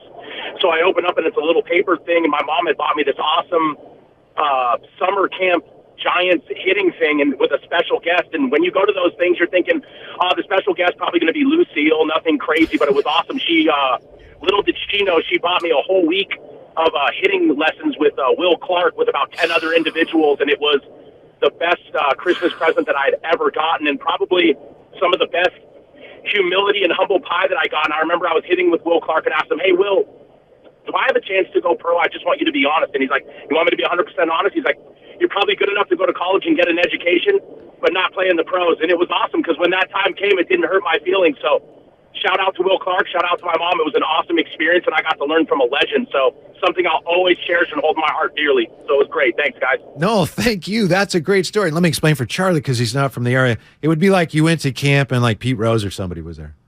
Pete Rose wouldn't have done it for me. I'm just kidding. He's from Ohio. I'm kidding. Who would have done it? Ken Griffey Jr. Yeah, there you go. Okay. Right. Yeah. That's Craig's guy because of the Seattle connection. Yeah. Sweet Swinging Jr. Oh, what a baller. Mm-hmm. Yeah. You seen that dunk contest video of Griffey, Barry Bonds, and... No. Yeah. Look it up on YouTube if you ever have time. Dunk contest? A dunk contest, yeah. I don't know the exact details behind it, but it's Bonds and Griffey throwing down dunks. And there's not another guy? You whetted my appetite. Now I want to know if there was another guy in there because I'm trying to figure out who it would be. Deion Sanders. Oh! Michael Irvin. Yeah, it was in 1992 Celebrity Dunk Contest. I don't know if that was the one Bonds. Yep, Bonds took part in it. The Foot Locker Slam Fest. Did Junior win? Starring Deion Sanders, Michael Irvin, Barry Bonds, Ken Griffey Jr., and more. The rim is like 7.5, 8 feet up. I would guess that Michael Irvin would win that, but I don't know. Do you know who won? I do not. Okay. But they were all pretty... Not off the top of my head, but I'm scanning through the video now, and I'll see if I can get it to you. So you asked me if I've seen it. Turns out you really haven't seen it either, huh? No, I've seen it. I just wasn't taking notes on who actually won. Gotcha. That was a little irrelevant. Uh-huh. I gotcha. 888-957-9570. Brett in San Francisco. Best sports-related Christmas gift, Brett, you ever gave, or we haven't had one of these yet. You either gave, or we're getting a lot of ones that you received. What do you got? Brett? Brett is no longer there. But you know what is there? The winner of that dunk contest. It was Mike Conley, Sr.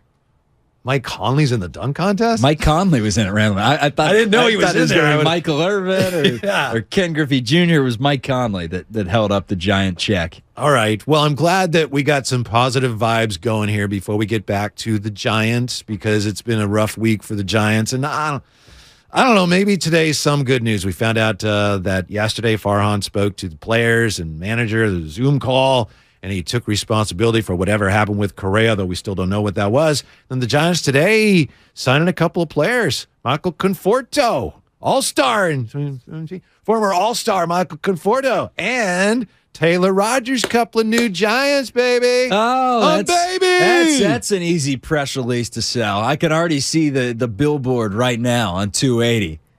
Rogers Brothers. Yeah. Familia. Giants baseball. All about family. 5 ERA. A 4.5 ERA in San Diego. All right. Maybe just needed a change of scenery. Rogers gets moved over to Milwaukee. A 5+ ERA in Milwaukee. So the change of scenery. Great strikeout to walk ratio, though. And you know, Farhan in the analytics department, look at that strikeout to walk ratio. Phenomenal. As if the Giants fans, as if you couldn't rub salt in the wound anymore if you're the owners. Like the one thing that Giants fans were bickering about quite a bit last year was Tyler Rogers. And now you're adding his brother to the mix. And you're like, it's not Carlos Correa. But now the guy last year that you said we should DFA. Now we have 2 of them. Let me try to take the Giants side of it. Okay, I'm just trying. If you're the Giants and you have a chance to sign these guys, and we know everything that happened, but what are we supposed to do? Not sign them now because people are upset? If they make our team better and we can sign them, I mean, I know people are upset, but these are guys that we think are going to make our team better. If our team is better, that's what it's going to take to get people back on good terms with us. So. Yeah. All right. It's easy to say, well, they're not Correa, but we're a better team today than we were yesterday. So why shouldn't we do it? What do you say to that? Yeah. I mean, I agree with that in a sense, but the issue to me is it's not that Carlos Correa walked away from the Giants. It's that you pushed him away. You had him. I want answers. Now, maybe it comes out in 5 years that the Giants knew something we didn't, and that's why they're silent on the front, and they're thinking, give it a couple years, and when his knees blow out in New York and he's not playing a full, 162 games and he's out for a full season, we'll look like the geniuses here. Only time will tell, but you had him. Yeah. You had your cornerstone superstar of the future. You no longer had any selling to do. You spent a ton of money in the offseason. You went out there, you got your star, and last second, you panicked. No, you're right. I think the point there to me would be it's fine to sign these guys, but that's not what your fans need right now. That's fine, but fans need an explanation. Really desperately need to know. And okay, maybe that's forthcoming, but the longer you wait, as I said earlier, I think the more entrenched in the hearts and minds of your fans will that anger be. And that's why it's important to deal with it. Yeah, this is fine, but this isn't really the problem. Good for you. Good for them. But Michael Conforto and Taylor Rogers, in some minds, just kind of confirm what people are afraid of. Oh, that's the kind of guys we're getting when other teams in the National League are going big money on big names, and we had one and decided not to. And that's not a good look. Let's go with a bargain that is coming off a season where he didn't play in Michael Conforto and had a bad 2021. And let's hope that we strike the fire that we had in 17, 18, 19 in Conforto, where he was a good player. That's the type of player that Farhan Zaidi seems to be bringing into the Giants organization and thinking that he can left right now, though, in all fairness, and thinking right? He can revive, and he's revived a few of them. Anthony DeSclafani was terrible in Cincinnati. He comes over to San Francisco, and granted, the verdict's still out, but he's already been a lot better than he was in Cincy. Alex Wood was hurt for a long time, hurt specifically in Cincy. Brings him in, all of a sudden starts playing good. I'd say Jock Peterson was on the decline somewhat. Comes into San Francisco, has a great year. So they have done well with reviving some players, and I could potentially see that with both of these players. Have had success, still young. Maybe they turn the corner. But is that the sustainable way to win? Henniger, Conforto, Rogers. Come down to the ballpark. We have Mitch Henniger. Does this Taylor, mean, I wonder, Tyler, does this mean Jacob Conforto would play left and platoon in left, and then Jock Peterson solely a DH? I'm trying to figure out how he fits into the roster structure. Who's on the mound at the time? That's the question. It's still Gabe Kapler managing. So in the fifth inning, it may be Peterson in left, and by the seventh inning, you could have Henniger, or you could have... In all fairness, Taylor Rogers fits into that, whether that drives you crazy or not. If you got a manager who does that, and we know that they do, Taylor Rogers is a useful piece in that regard. A versatile lefty. He can't close. He showed last year that he probably can't close right now, but you got Doval, so you don't need him to close. Amen. So the pieces fit.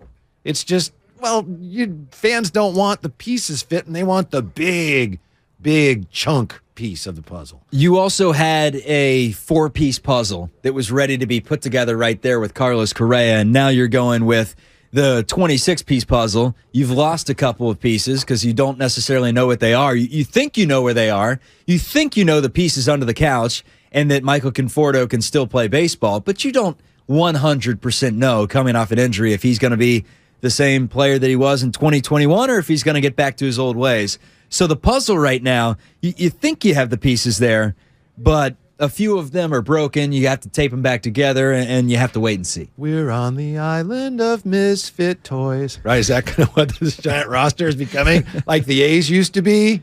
Yeah. Or maybe it fits together, and we see I'm a water A's. pistol that shoots jelly. You've seen that, right? Is that Rudolph? Yeah. Yes, exactly. Yes, of course. Yeah. I mean, the line escapes me. I can't quote Rudolph like I can Happy Gilmore, but yes, I understood. I'm not a Jack in the box. I'm a Charlie in the box. Yeah. Nobody wants a Charlie in the box. I didn't play last year because I was hurt, but I was an all-star in 2017. We're all misfits. 930 OPS in 2020. Don't sleep on Michael Conforto, but the timing of it is tough. It's tough. No other way around it. Giants baseball. If the Giants torture next year, I asked people on Twitter to come up with some slogans, and they're amazing. I got so many. They were amazing. If the Giants are competitive next year, and they're competing for the wild card, say the second wild card, wild cards tend to be pretty bunched together in September. Is that going to be enough? I think I'm not sure how I was going to say, I think for the most part it will be, but I'm really not sure because, again, people are so upset And I think they feel bamboozled. And if you have an overachieving team with a lower payroll, I think people are going to feel like, oh, yeah, big deal. They might make the wild card. If they had Correa, and if they were willing to spend some money, they would have already clinched a playoff spot. I think if they do somehow sneak into the wild card, everyone's going to talk themselves up. You know what's going to happen? Shohei Ohtani. There's going to be the Ohtani hype that's coming. And there's going to be a large portion. Ohtani ain't coming through that. There's going to be a large portion of the fan base that says, oh, Giants are going to pursue, and they're going to come in second. The Carlos Correa news probably doesn't help in that regard from the national perspective. Shohei Ohtani, I don't know if he's looking at the Giants right now this offseason and saying, hey, they did wonders with Carlos Correa last year. I want to go step into that organization. Like, does that, to you, bring up a red flag? In terms of players seeing this and saying, nah, that's kind of a joke. Yeah, it does, because it was so ham-handed. I mean, there's a number of ways you can look at it and say, yeah, that's a bad sign for free agents. That's a bad sign. The worst, and I think Ray was talking about this a couple days ago, is that it was so amateurish, the way they handled it. And even if they had a basis, a solid basis for deciding, yeah, this isn't a good move, the way they did it was so bad, so amateurish, that it reflects poorly on the whole organization, future free agents, and players talk. They talk to other players. Hey, what do you think of that place? Well, what's going on over there? And a lot of it will hinge on how those players feel about this. But it's a bad look. It doesn't help. It doesn't help anyway. Yeah, they had me staying at a Hyatt. I was getting ready to hop on a cable car, and next thing you know, they said you're not on the team anymore. And Charlie, how can you try to sell that to fans? Let's say next year, let's just say they do feel they have a shot at Ohtani. I think he's all but a Dodger, but let's just say you're in the running. You really think fans are going to be excited when you say, we got a lot of money we're going to spend, and we'll leave no stone unturned? How are fans going to react to that? With the middle finger. Yeah, right. We've seen this story before. That's how they react. Yeah. So they got a lot of work to do to rebuild that bridge of trust. Trust issues right now. All right. Right now it's time for the flex moment of the show, brought to you by Xfinity.